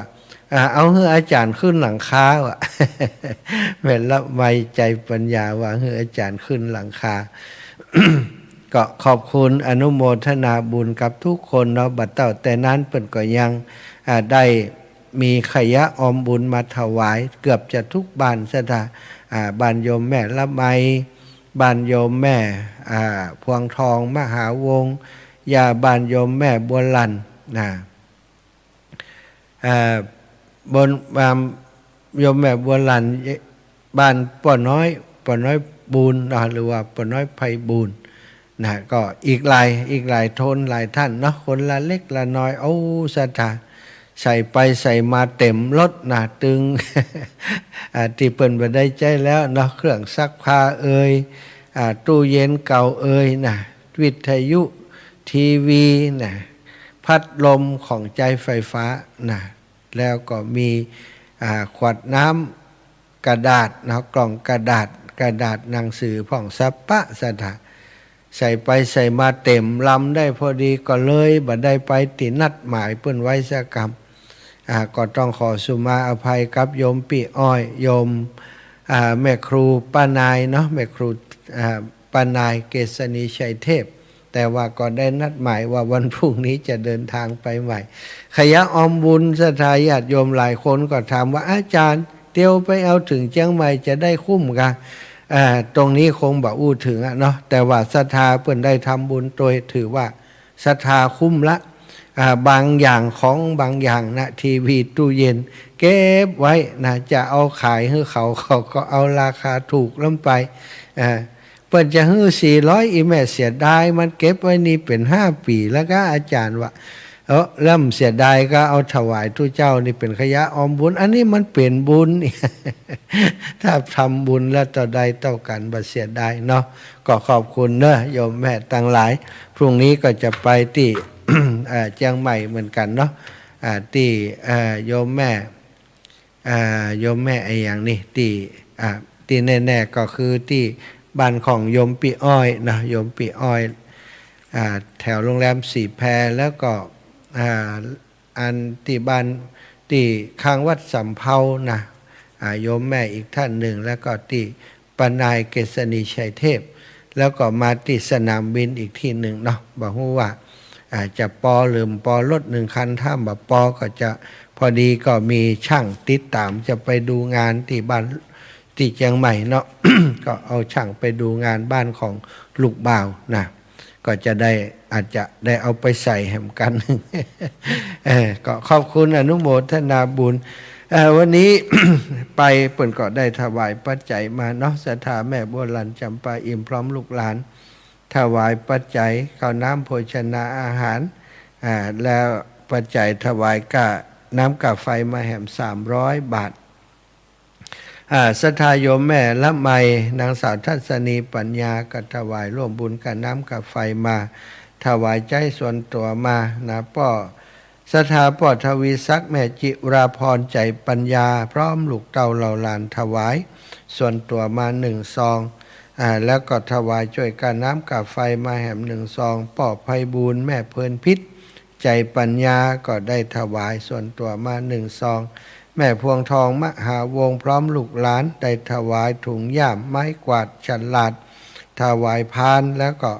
บริจาคของเก่ามาแหมนะแม่หลวงสุมอนุวงศ์พร้อมโดยลูกหลานนะก็ถวายมาแหม1 ซองแม่เกศรมาน้อยพร้อมญาติพี่น้องบ้านบวกค้างก็ร่วมทำบุญมาแหม1 ซองแม่กัลยาดวงจันทร์นะดวงอินนะรวมบุญมาแหม1 ซองปอสุเวศแม่พงภกาวิริยะก็ได้ถวายมาแหม1 ซองนางยุไลวันปันธานะอันนี้ก็รวมบุญมาแหม1 ซองปอพิบูลแม่ฟองจันทร์อ้ายเสาก็ร่วมบุญมาแหม1 ซองแม่วิไลวันมหาวงศ์พร้อมลูกหลานก็ถวายมาแหม1 ซองป้อบุญมีแม่แสงนวลวิริยะก็ถวายมาแหม1 ซองนายขวัญเพชรนางโสภาใจปัญญานะก็ถวายมาแหม1 ซองยมพิทักษ์พิมพ์ใจแย้มจะปกนะก็ร่วมบุญมาแหม1 ซองก็ขออนุโมทนาบุญขอบคุณทุกท่านเด้อฮับปอนสัพพิติโยวิวัชชันตุสัพพะโรโกวินาศตุมาเตภวัตวัน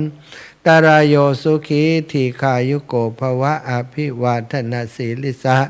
นิจจังวุฒาปจายโนจัตตารโอธรรมาวัฏันติอายุวันโนสุขังปะลานะคนติ่มได้ถวายก็อนุโมทนาบุญเอาใจเปิ่น ถ้ามีโอกาสก็จะไปเอาตะกี้แม่มายาวีบอกว่าพร้อมเมื่อใดอยู่แถว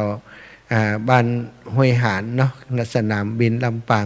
พรุ่งนี้ถ้าจะบ่พร้อมแต่นโยมแม่ว่าอาจจะเป็นวันอื่นเนาะวันที่21-22อย่างปุ่นเด้อเพราะวันที่20ก็บ่ว่าง พบปะกันแล้ววันนี้ก็จะได้นำสารธรรมเรื่องราวที่เกิดขึ้นในสมัยพุทธกาลมาเล่าสู่ศรัทธาพี่น้องฟังในสมัยพุทธกาลนั้นนอกจากเพิ่นจะมีการบวชให้กุลบุตรที่บวชอุปสมบทเนาะบรรพชาอุปสมบทเป็นภิกษุเรียบร้อยแล้วก็ยังมีส่วนของ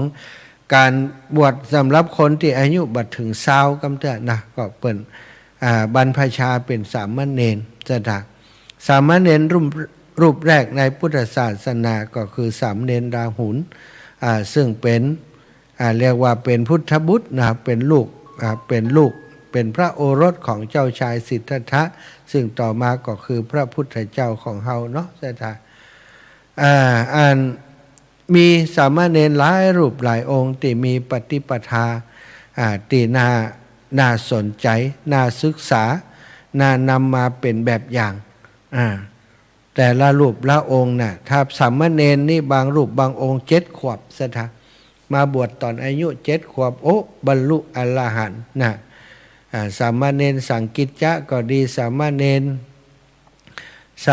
รลาหุนก็ดีนะแล้วก็วันนี้เรื่องที่จะนำมาเล่าก็เกี่ยวกับสามเณรรูปหนึ่งอายุ7 ขวบแล้วก็ได้บรรลุอรหันต์ก็บวชในพุทธศาสนาท่านอายุได้7 ขวบเท่านั้นสามเณรรูปนี้ในอดีตการสมัยพุทธกาลพระพุทธเจ้าพระองค์ก่อนนะท่านได้เกิดมาแล้วก็ได้บำเพ็ญบุญญาธิการไว้ในพระพุทธเจ้าพระองค์นั้นซึ่งมีพระนามว่าสิทธัตถะนะสิทธัตถะไม่ใช่เจ้าชายสิทธัตถะนะเป็นพระนามของพระพุทธเจ้าพระองค์หนึ่งในอดีตการแล้วบังเกิดในตระกูลพราหมณ์ได้หันโทษของการครองเรือนของฆราวาสของกามทั้งหลายว่าเป็นของที่ฮือความสุขน้อยฮือความทุกข์มากนะเดือดร้อนเผาตัวจึงได้ละการครองเรือนบวชเป็นดาบสอยู่ณภูเขาลูกหนึ่งพระพุทธเจ้าพระบรมศาสดาสิทธัตถะทรงทราบ ว่าดาบสคนนี้นะเป็นผู้มีความหันว่าทุกอย่างเป็นของเที่ยงแท้ถาวรนะบ่มีเปลี่ยนแปลงซึ่งเป็นความหันที่ผิดถ้าเปิ้นหันอย่างนั้นจนปฏิบัติดีอย่างใดก็ตามถ้ามีความหันที่ผิดแล้วก็อาจจะทำให้เปิ้นเป็นผู้ที่ขาดจากมรรคผลนิพพานในอนาคตไปหน้าพระบรมศาสดาอาศัยความอนุเคราะห์ที่มีต่อดาบสนะก็ใกล้ที่ท่านดาบสนั้นจะมรณภาพจึงได้เสด็จไปสู่สำนักของท่านดาบสองค์นั้นได้หันพระพุทธเจ้าแล้วก็มีจิตเลื่อมใสมีปิติประโมทอันยิ่งใหญ่เกิดขึ้นจึงได้ใจร่างกายที่มีเหลี่ยวแรงเพียงน้อยนิดนั้นไปซ้อไปหาดอกไม้ใบไม้อย่างที่พอจะมาทำเป็นอาสนะเป็นที่นั่งนะถวายแก่พระพุทธเจ้าได้เอาดอกไม้มาประดับเป็นอาสนะตกแต่งเป็นอาสนะที่สวยงามมีกลิ่นหอมและก็หลากสีเอาผ้าปูลาดทับลงไปพระบรมศาสดาสิทธัตถะเจ้าก็ได้ขึ้นสู่ธรรมาสน์อาสนาติเหมาะสมแล้วก็ได้ตรัสธรรมิกถาอันประกอบไปด้วยอนิจจลักษณะหรือว่าอนิจจตาภาวะที่เป็นอนิจจังแก่ดาบสนะเพื่อให้ดาบสนั้นสละการยึดถือว่าทุกสิ่งทุกอย่างหรือว่าสังขารทั้งหลายเป็นของเที่ยงแสดงให้ดาบสได้หันสัจธรรมที่แท้จริงก็ได้หันว่าโอ้สิ่งที่ตัวเองยึดถือแต่ก่อนมานั้นเป็นความยึดถือที่ผิด แล้วก็ได้ตั้งจิตเสียใหม่ตั้งจิตที่อยู่ในอนิจจสัญญาอนิจจังทุกขังอนัตตาสถาตั้งไว้ในใจได้มีชีวิตต่อไปอีก1 วันหลังจากพระพุทธเจ้าเสด็จกลับไปแล้วท่านก็ได้ถึงได้ทำกาละหรือว่าบรรเทากะวะมรณะหรือว่าตายนั่นแหละเนาะเมื่อตายไปแล้วท่านก็ไปเกิดยังเทวโลกท่องเที่ยวไปมาในเทวโลกและมนุษย์ต่างหลายแสดงว่าเดี๋ยวก็เกิดเป็นมนุษย์เดี๋ยวก็ไปเป็นเทวดาเกิดเป็นมนุษย์กลับไปเป็นเทวดาอยู่อย่างนั้นเพราะบุญเปิ่นทำมาเยอะอยู่ในพุทธกาลพุทธุปบาทนี้ท่านได้เกิดมาเป็นทารกน้อยเกิดถือกำเนิดในคันของภรรยาคหบดีคนหนึ่งแต่ว่าเกิดได้อยู่ในกรุงราชคฤห์สถานชื่อว่าโสปกะอายุได้แค่4 เดือนบิดาของท่านก็มาเสียชีวิตตายไปเมื่อบิดาตายไปก็ครอบครัวก็ลำบากผู้เป็นลุงก็เลยเอามาเลี้ยงเอามาอยู่ตัวพร้อมถึงแม่ของเขาแล้วก็หลานเอามาอยู่ตัวแรกก็ดูแลกันจัดดีต่อมาลุงก็มีลูกมีเต้าเหมือนกันลูกเต้าก็มีไว้ไหลเลี่ยใกล้เคียงกันกับโสปกะเด็กน้อยโสปกะนี้ละอ่อนก็ธรรมดาเนาะสตาละอ่อนนอนยำน้อยนี่มันตึงมีเรื่องทะเลาะมาลองงองแงงเถียงกันทะเลาะกันตีกันด่ากันละอ่อนก็พีดกันศรัทธาญาติโยม ลูกของลุงก็บอกว่าโอ้อันคิงกับแม่คิงนี่มากวนกินกับบ้านหาเนี่ยนะป่อฮะต้องมาเลี้ยงคิงแหมคิงไปอยู่ไหนก็ไปเถอะบะไอ้น้อยๆนั่นก็ว่าโห ไปว่าอย่างอันใดอย่างใดที่ฉันอยู่นี้บะก่อมใจว่าเปิ่งป่อเธออย่างเดียวโลจะเปิ่งลุงอย่างเดียวโลทรัพย์สมบัติอันเป็นส่วนของป่อฉันก็มีโลเลือกสวนไรนาอย่างต่างๆนี่ที่เป็นส่วนของป่อฉันก็มีโลป่อเธอดูอยู่พอลุงได้ยินละอ่อนพิษกันทะเลาะกันอย่างนั้นธรรมดาย่อมมีความลำเอียงเนาะลำเอียงเข้าข้างลูกตัวเองนี่ลูกตัวเองความจริงก็พิษที่ไปว่าเขาอย่างนั้นแต่ลุงนี้ก็พลอยขึ้นไปโดยว่าละอ่อนคนนี้นี่ขนาดมันอายุ7 ขวบนะมันยังหู้เรื่องสปะว่าทรัพย์สมบัติของพ่อมันก็มีวันหน้านี่ดีบ่ดีนี่มันจะเป็นปัญหานะจะเป็นปัญหามันจะมาแย่งเอาทรัพย์สมบัติส่วนของป่อมันนี่ค่ะลุงก็คิดได้ละกรรมนี้เนี่ยอย่างใดก็คิดได้แล้วก็คิดจะเด็กคนนี้บ่าเฮือเป็นหอกข้างแค่นะบ่าเฮือเป็นหนามที่คอยมาทิ่มมาแตงตัวเองในอนาคตไปหน้าคิดจะกำจัดศรัทธาญาติโยมจึงปาหลานนี้ว่าไปแอวนะไปสอบผลละหมากหลากแล้วก็ปาหลานนี้เดินไปต่างป่าช้านะพอไปถึงป่าช้าก็ยับเอาหลานคนนี้มัดศรัทธาละอ่อน7 ขวบกับผู้ใหญ่สู้บ่ได้มัดแขนแป้หันมัดแขนแป้มัดตั้งหลังนะมัดขามัดแขนแป้มาตั้งหลังมัดขาร้อยก็จะที่แรกก็จะเอามัดไว้กับอันต้นไม้แถวในป่าช้านั้นแต่พอดีว่าเลือไปหันเขาเอาศพคนที่กำลังตายใหม่ๆเนี่ยสถานเอามาขวางไว้ที่ป่าช้ายังบ่ได้เผากันเถอะก็ปกติแล้วหมาป่ามันจะมากินซากศพในป่าช้านะก็หันมีตัวอย่างอยู่ที่ห้อยหมาป่ากัดก็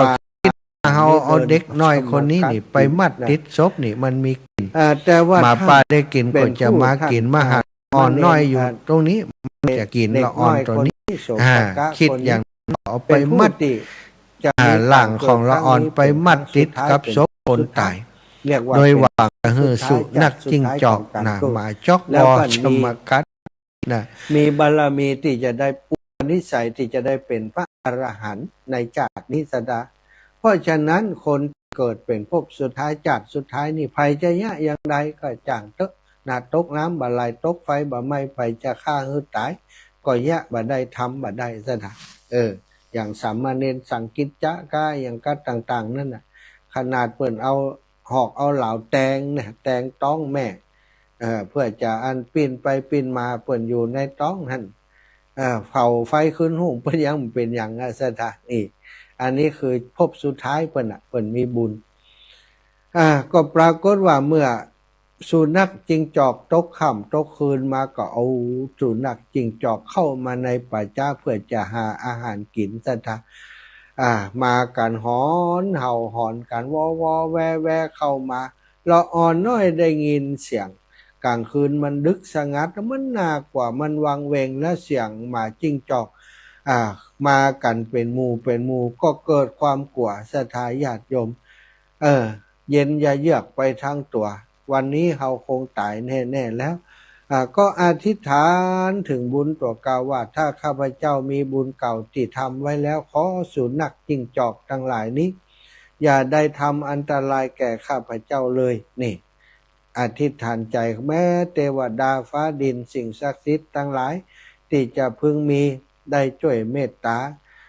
ปกปักรักษาผู้ฆ่าเจิมเตอะตนตวงผู้ฆ่านี้เป็นผู้ที่บ่มีพ่อมีแม่บัดนี้ได้ถูกผู้เป็นลุงนำมาโดยหมายว่าจะฆ่าข้าพเจ้าให้ตายแต่ข้าพเจ้าบ่ได้ทำผิดอะไรยังตลอดชีวิตมาบ่ได้ทำร้ายไผบ่ได้ให้ร้ายไผเลยด้วยบุญนี้ขอให้มาปกปักรักษาตนต่อผู้ฆ่าให้ปลอดภัยด้วยเถิดโดยกรรมอธิษฐานนั้นศรัทธาญาติโยมเวลาเที่ยงคืนพระพุทธองค์ทรงตรวจดูเวนยสัตว์ก็ปรากฏว่าท่านสามเณรเด็กชายน้อยๆตัวนี้นะไปปรากฏในข่ายพระญาณของพระพุทธเจ้าพระองค์ทรงเห็นอุปนิสัยแห่งความเป็นพระอรหันต์ของเด็กน้อยคนนี้โพรงอยู่ภายในหฤทัยของเด็กน้อยนะจึงทรงแผ่พระโอภาสพระรัศมีชัพพนรังสีเหมือนกับพระองค์ได้ไปเสด็จอยู่ที่ป่าช้าแล้วก็ไปแสดงพุทธาภินิหารสถากำจัดตัดเครื่องผูกมัดทั้งหลายอันมีเชือกเป็นต้นคือขาดกระเด็นไปแล้วก็ได้ตัดคำว่ามาเถิดโสปกะเธออย่ากลัวเลยจงแลดูตถาคตเฮาจะปาเธอให้ข้ามพ้นจากอันตรายทั้งหลายทั้งปวงดุจพระจันทร์พ้นจากปากของราหูเมื่อเวลาจบคาถานั้นสามเณรได้มาปรากฏตัวต่อหน้าพระพุทธเจ้าที่พระวิหารเชตวันอย่างอัศจรรย์สตะเป็นพระโสดาบันพระฝ่ายมารดาของสามเณรนั้นเมื่อลูกบ่าวหายไปก็ถามลุงก็บอกว่าโอ้แต่เจ้านี่หันมันไปแอวไหนบ่ฮู้นะว่ากรรมสองกรรมมันโคตรพุ่นมันเดินไปทางป่าช้าพุ่นโอ้สงสัยจะโดนหมาป่ากินเห็นแล้วก้า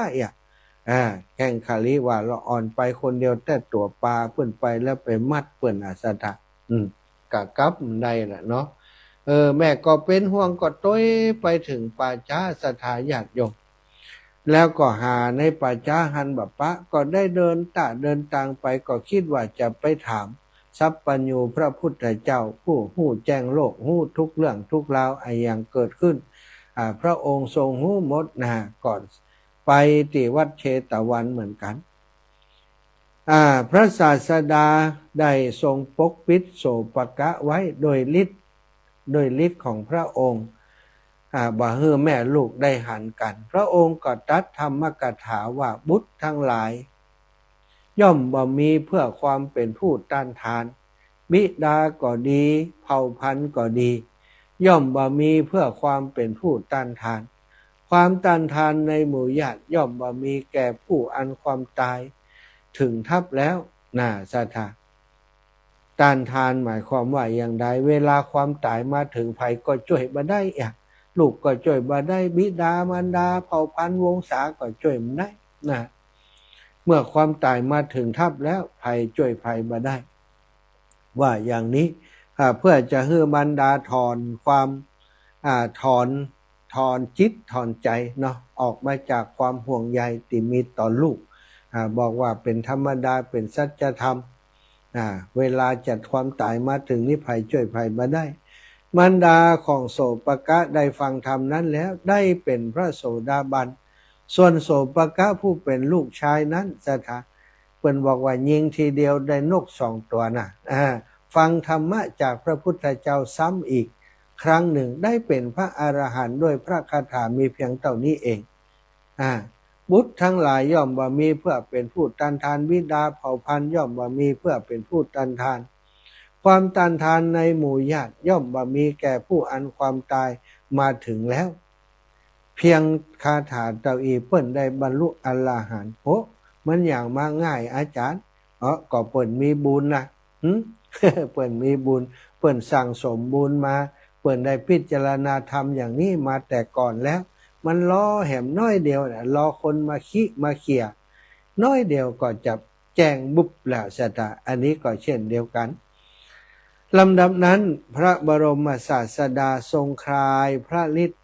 ให้มารดาและก็บุตรได้หันกันโอ้ยแม่ลูกได้หันกัน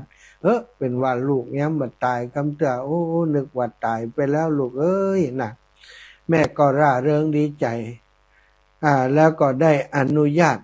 ให้บุตรนั้นบวชเป็นพระขีณาสพและจึงให้บวชแล้วก็ได้ไปท่านโสปกะเข้าไปเฝ้าพระศาสดาซึ่งกำลังเสด็จจงกรมอยู่ในร่มเงาแห่งพระคันธกุฏีพระผู้มีพระภาคเจ้าประสงค์จะอนุญาตการอุปสมบทแก่ท่านจึงได้มีพระดำรัสถามปัญหาท่านโสปกะก็ได้ทูลแก้ปัญหาของพระพุทธองค์10 ข้อปัญหามีว่าอายังชื่อว่าหนึ่งจะถามอะไรชื่อว่าหนึ่งเนี่ยพระพุทธเจ้านี่เป็นถามพระอรหันต์ดอกภิกษุทั้งหลายก็ได้ยินที่เป็นถามนะอะไรชื่อว่าหนึ่งบางคนก็มึนตึ๊บแปลว่าอายังชื่อว่าหนึ่งนะ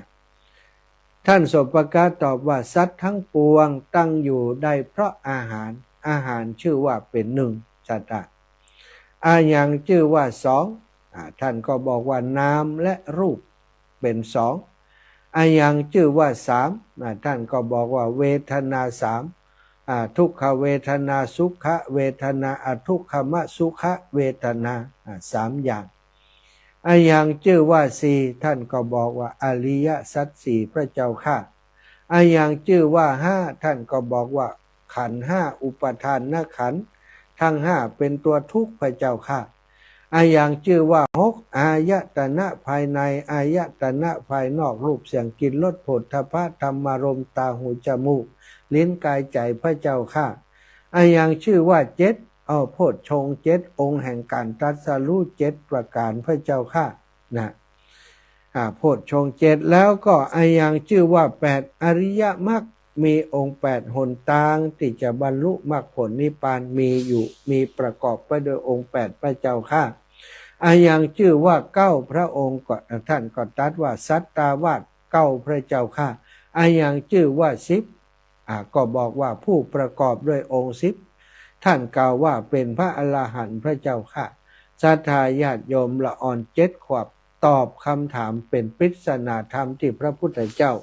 ทรงตรัสแบบย่อๆได้อย่างพิสดารพระพุทธองค์จึงเปล่งสาธุการว่าโอ้เธอจงเป็นภิกษุมาเถิดศรัทธาท่านจริงๆแล้ว7 ขวบต้องเป็นสามเณรนะแต่พระองค์ทรงหันว่าอันนี้7 ขวบเป็นพระอรหันต์แล้วก็ถือว่าเหมือนกับเป็นภิกษุได้แล้วเพื่อจะให้คนทั้งหลายได้เคารพนับถือในฐานะเป็นอรหันตสาวกก็ถือว่าท่านได้เป็นภิกษุอุปสมบทเลยนะนี่นะกรรมแล้วก็พระดำรัสนี้พระพุทธองค์ทรงดำรัสแก่โสปกะพระโสปกะเพียงรูปเดียวเท่านั้นนะท่านก็ถือว่าได้เป็นพระภิกษุในวัยเพียง7 ขวบนะด้วยธรรมด้วยคำถามที่พระองค์ทรงถามนี้นะพระบรมศาสดาโปรดปรานแก้ปัญหาของท่านจึงทรงอนุญาตการอุปสมบท อุปสมบทนั้นจึงชื่อว่าปัญหาพยากรณ์อุปสมบทเป็นอุปสมบทโดยการพยากรณ์ปัญหาสมัยต่อมาพระเถระก็ได้กล่าวคาถานี้ว่าเฮาได้หันพระพุทธเจ้าผู้สูงสุดกว่านรชนเสด็จจงกรมอยู่ในร่มเงาแห่งพระคันธกุฏิจึงเข้าไปเฝ้าณที่นั้นและถวายบังคมนะพระพุทธองค์ทรงถามปัญหาแก่เราดังนี้นะดังที่ว่าไปเนาะศรัทธาญาติโยมคนเฮาบางครั้งแต่โชคชะตาวาสนาเนาะมันก็พลักใส่ให้เฮาไปสู่การที่จะบรรลุมรรคผลนิพพานอย่างสามเณรนี่แหละความจริงเนี่ยเปิ้นจะเอาไปขาดแต่เนาะสถานแต่โดยบุญของเปิ้นเนี่ยคนมีบุญตกน้ำบ่ไหลตกไฟบ่ไหม้เนอะสถานสั่งสมปุญญาบารมีไว้เนาะทุกภพทุกชาติเขาก็จะได้อยู่ใกล้พระศาสนาอยู่ใกล้คำสอนของพระพุทธเจ้าเมื่อบารมีถึงพร้อมแล้วนะโอกาสตั้งหน้าทุกคนทุกท่านจบโดยการบรรลุเป็นพระอรหันต์เหมือนกันหมดแต่ว่าจะพบใดจัดใดอยู่ที่ความตั้งใจในการปฏิบัติและบุญญาบารมีที่มันถึงพร้อมของเฮาท่านเจ้าทั้งหลายเนาะหวังว่าจะถึงภพสุดท้ายจัดสุดท้ายสักภพหนึ่งจัดหนึ่งถ้าถึงโดยภพนี้หรือว่าชาตินี้ก็จะดีก็ต้องได้มาเกิดอีกศรัทธาเอาละศรัทธาอีปอยอีแม่ทั้งหลายเวลา 19:49 นาทีปันเวลาศรัทธาอีปอยอีแม่ได้โทรเข้ามา0808844173เนอะพรุ่งนี้นะบ้านฟ่อนนะ7 นาฬิกาแล้วก็บ้านศาลาหลวง6 โมงเกิงเนอะไม่อย่า6 โมงนะ6 โมงเกิงเนี่ยบ้านไม่อย่าอุไรวันอภิธัญญากรเหมือนวันก่อนเนอะถ้าไปบ้านฟ่อนแล้วไปปุ่นมันจะขวายไปเนาะแล้วจากนั้นจากบ้านฟ่อนก็จะไปโปงแสนทองแม่ยาเรียบวังสมบัติแม่ยาจันสมแม่ปราณีสายเครือมอยพบปะกันพรุ่งนี้เนาะศรัทธาญาติโยม0808844173ก็ฝากงานของวิทยาลัยสงฆ์นครลำปางโดยจิมนะวันที่26ใกล้จะถึงแล้วเนาะอาทิตย์หน้าวันอาทิตย์หน้าวันนี้วันที่18วันที่26จะมีการหล่อเทียนพรรษาที่วิทยาลัยสงฆ์นครลำปางเนาะตานผ้าอาบน้ำฝนด้วยนะเตียนก็แผ่นเตียนก็39 บาทแล้วก็ผ้าอาบน้ำฝน100 บาทเด้อศรัทธาเจริญปอน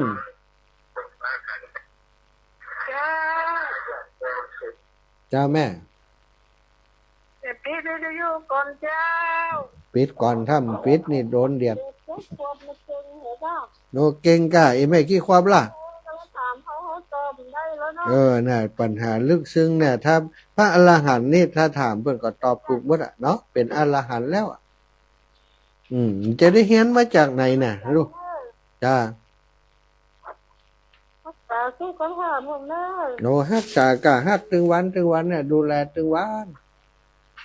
เจ้าอนุโมทนาจ้าขอบคุณยายแม่เด้อเจ้าสาธุบุญฮักษาเจริญปอนแม่ยากแก้วสิงแก้วฮับแล้วรอหน่อยแม่ยากแก้วหายไปไหนฮับแล้วรอหน่อยไม่อยากแก้วสิงแก้วโทรมาแถมใหม่แต่กี้ฮับแล้วนะไม่อยาก0808844173ในวันที่26นี่ที่วังเหนือก็มีเนาะที่บ้านแพะไต่เนอะวัดแพะไต่ท่านอาจารย์พระครูปัญญาพนารักษ์วัดแพะไต่ในเพิ่นก็จะมีการหล่อเทียนพรรษาแล้วก็อย่างก็พระพุทธรูปเนาะหล่อพระพุทธรูปพระเจ้าทันใจตัวเจริญปอนแม่เอ้ยบ้านใหม่วังมนวันที่20จะขึ้นไปเนอะวันที่20นี่จะขึ้นไปส่งทุกเจ้าไปวัดวังเจริญกะวัดจันทร์นพดลบ้านวังเจริญ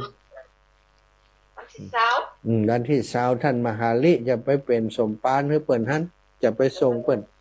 วัดวังเจริญไปอีก ไปก่อแอลก่อ โอ้ไปจะได้อะ ก็ฮับอีแม่ไปกะ วันที่เช้า จะแวะหาเด้อ อันมาอะไรก็เจ้า อาจารย์จะไปตานเตียนด้วยถ้าจะไปสักกัน2-3กันบ่กะฮะไปตานเตียนพรรษาด้วย อันถ้าวันที่เช้าต้องวันอย่างนั้นนะเจ้า วันจันทร์กะฮะวันผูกวันที่19อ่ะวันติดอ่ะวันฮื้อวันที่20 วันจันทร์นี่เนาะเดี๋ยวอัน อยู่บ้านทันทะฮะ ก็เรากันได้กับหมู อากาศอยู่บ้านทันทากะถ้าเขาไปโอ้ยจะโทรบอกอีแม่แวะฮับเด้อเนี่ยแม่ได้จนแม่ปานีไปตัวจนแม่ปานีตัวแม่โดจะปาจนไปตานเตียนจะจนไปตานเตียนตัวเจ้า เจ้าละกันขึ้นรถอันสีลูกลำปางมาก็ขึ้นรถแม่ปานี้หาเจ้า เดี๋ยวกะถ้ารถแม่ปานีว่างก็ขึ้นแม่ปานีเนาะ เจ้าวันจันทร์นี่เนาะ จ้า อันอาจารย์เจ้าขอถามจังอันสถานีเปิดแล้วเสียแหละ ตีอันชมรมพิการน่ะ วันนี้เปิ่นมาออกกะเปิ่นมาจัดกะ อันมันกำจะดีกับห้างเก้าสิบสี่แบบกระจันเหล่งมากใจของปุ้นอ่ะคือว่าใจเปิ่นจัดรายการของวิทยุเฮาเพียแต่ว่าปุ้นนี่สถานีมีแม่จัดเพออกที่ลำปางวังเหนือมได้ออกจ้ะ เจ้ามันตู้มันจะได้พังนะ2-3 วันมันพาอาจารย์ออก2 ถุงเกินนี่มันสัตว์หรือทำแรงเนี่ยเราได้พังทีนี่เจ้าดีแล้วเจ้าเดี๋ยวถ้าได้ไปแต่ใส่ชุดขาวนะก็เจ้าชุดขาวนะไอ้แม่เจ้าเอาไงถ้าไปไก่ใจอยู่นวัดร้อยหน่อยเจ้าฝ่ายน้อยสัก10 โมงบ่สัก10 โมงเจ้าสาธุค่ะเจ้าไว้สาเจ้าเจริญพรแม่ยาแก้วกันทะวังไว้สาเด้อฟังเด้อหลวงพ่อเด้อจ้าอีปอกกะข้างหั่นกะไม่มีหรอกหนีบขี้ข้างหั่นกะสบายดีอีแม่ทำบุญอนุโมทนาตัวเด้อเจ้าอนุโมทนาไปก็ได้บุญไปด้วยกันอีแม่เฮ้ยไว้สาเด้อสาธุค่ะบอกผู้ว่าแล้วมันชอบโทรมาขัดตอนน่าธรรมดาเนาะมันโพพร้อมกันมันไปติดจ้ะสาธุเจ้าตะกี้ฮับสายบัตรตันเนื้อของไผ่แม่บัวลอยใช้สวรรค์เนาะแม่จันปางิ้วเจริญปอนอีแม่ฟังตั้งได้จ้ะวิทยุออกกะเจ้าฟังที่2ฟังเป็นเล่นลักเลยกะเจ้าฟังช่วงที่2ถ้าเก่งอย่างนั้นร้องอย่างแฟนเนาะเจ้าบ่ได้เรียนแต่เรานั่นกะอันถ้าเปิ่นบรรลุอรหันต์มันก็แตกฉานเลยเนาะมันนั่นเป็นขนาดเรียนมายังบ่จำได้ใจเฮามันบรรลุเถอะนะมันขี้ลืมอยู่เนี่ยเนาะสติมันสมบูรณ์เล่ามานี่แม่ก็อย่าลืมนะเอาเป็นยังปล่อยมันลืมไปเดี๋ยวก็ได้เล่าใหม่จะถูกคับไข้คับค้านะเหมือนคับฟังมาแล้วเอกแต่คนดูฟังมาน่ะแต่เราฟังฟังซ้ำแฮมเนาะได้ฟังเรื่องที่ยังไม่ได้ฟังซ้ำเรื่องที่ฟังมาแล้วเจ้าสาธุเจ้าแม่ไปทาตามาได้แก่นได้แก่นหนึ่งการได้ตามมาแห่งแก่นขอท่านมาได้อ่านเดี๋ยวจะพอเด้อแล้วก็เพิ่นจะนัดไปตรวจวันที่21นี่แหละการยังการเนี่ยเดือนเจ้าดีละย่างตามหมอบอกนะทำอันเดี๋ยวมันจะเสียไปแต่โทรศัพท์นี่ผมจะรับโทรนะเปิดหาทันนี่ได้นี่สาธุเจ้าแม่ถ้าไผโทรมาก็รับแค่ถ้าบ่ได้โทรหาไผนะเจ้าเพราะว่าบ่อยากใจใส่ตาอยู่ใจสาธุค่ะเจ้าไว้สาเจ้าเจริญพรแม่ย่านวลยอดคำปานเจ้าไว้สาเจ้าบุญเอาไปฆ่าก็ตึงบัดตายเนาะตายจัดสุดท้ายเนาะไผเนี่ยยังไดก็ตายจ้าขอบคุณมานักกันเนาะเจ้า กดโรคก็เจ้ากด ก็ตกลิดปิดป้อนก็อีแม่แต่เจ้านี่อยู่เชียงใหม่ตกนะแถวอันบวกข้างสันกำแพงเนี่ย บ้านไหนก็ตกวัดค่ำนะ โอ้ด่ะมันไกลด้อย วันเดียวยังตกอยู่นะ มันไกลด้อย ดีแล้ว แล้วมันอยู่ฝ่ายไหนนี่ไม่ได้หรอก สาธุจ้าอย่าขอแฮมสายเจ้าเจริญป้อนเอาสายนี้มา2 รอบเจริญป้อน จะไม่จ่ายเจ้าทำไมให้เงินคนซื้อชีวิตเด้อ เอาแม่เป็น จะแต่งไว้จะบางจ่ายแต่งแล้วแม่จะบางจ่าย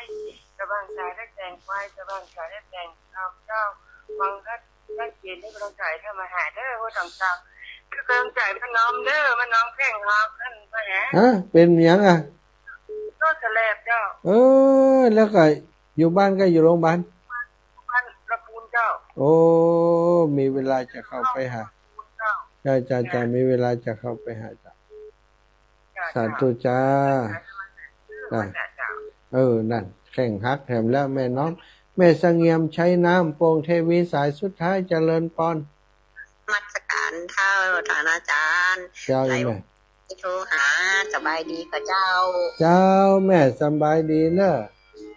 สบายดี บุญรักษาอยู่ดีมีสุขนะแม่นะ เจ้าคนโลกกับวันนี้ วันนี้ตกอยู่ตอนเนื่องอยู่เนอะ บ้านโป่งทีวีนี่ทุกวันค่ำวันนี้ปกติที่ไหนแอะ สาธุค่ะบุญรักษา ดูสาธุเจ้าเป็นกำลังใจนะเจ้า จ้ะศรัทธาญาติโยมเนอะเวลาหมดเวลาก่อนนำรายการจากลาไปก่อนจัตตารโอธรรมาวัฏันติ อายุวันโนสุขังพระลัง ดอกบัวดอกหนึ่งตรึงใจไว้เพื่อบูชาแด่องค์พระศาสดาสัมมาสัมพุทธเจ้ามีความงามเอียบให้เปรียบเทียบเขาเทียบเราเคยมองไม่งามช่างเขาแต่เจ้าก็คือดอกบัวด้วยความสัตย์ซื่อยึดถือความดีเป็นหลักใครรักไม่รักก็ไม่จงรักมองเมื่อโผล่พ้นน้ำก็เห็นความงามในตัวไม่ยึดติดในตมชั่วขอเป็นดอกบัวดอกดีใครไม่มองว่าบัวงามเด่นแต่บัวก็เป็น ไม่ว่าจะเป็นประกาศนียบัตรบริหารกิจการคณะสงฆ์ประกาศนียบัตรพระพุทธศาสนา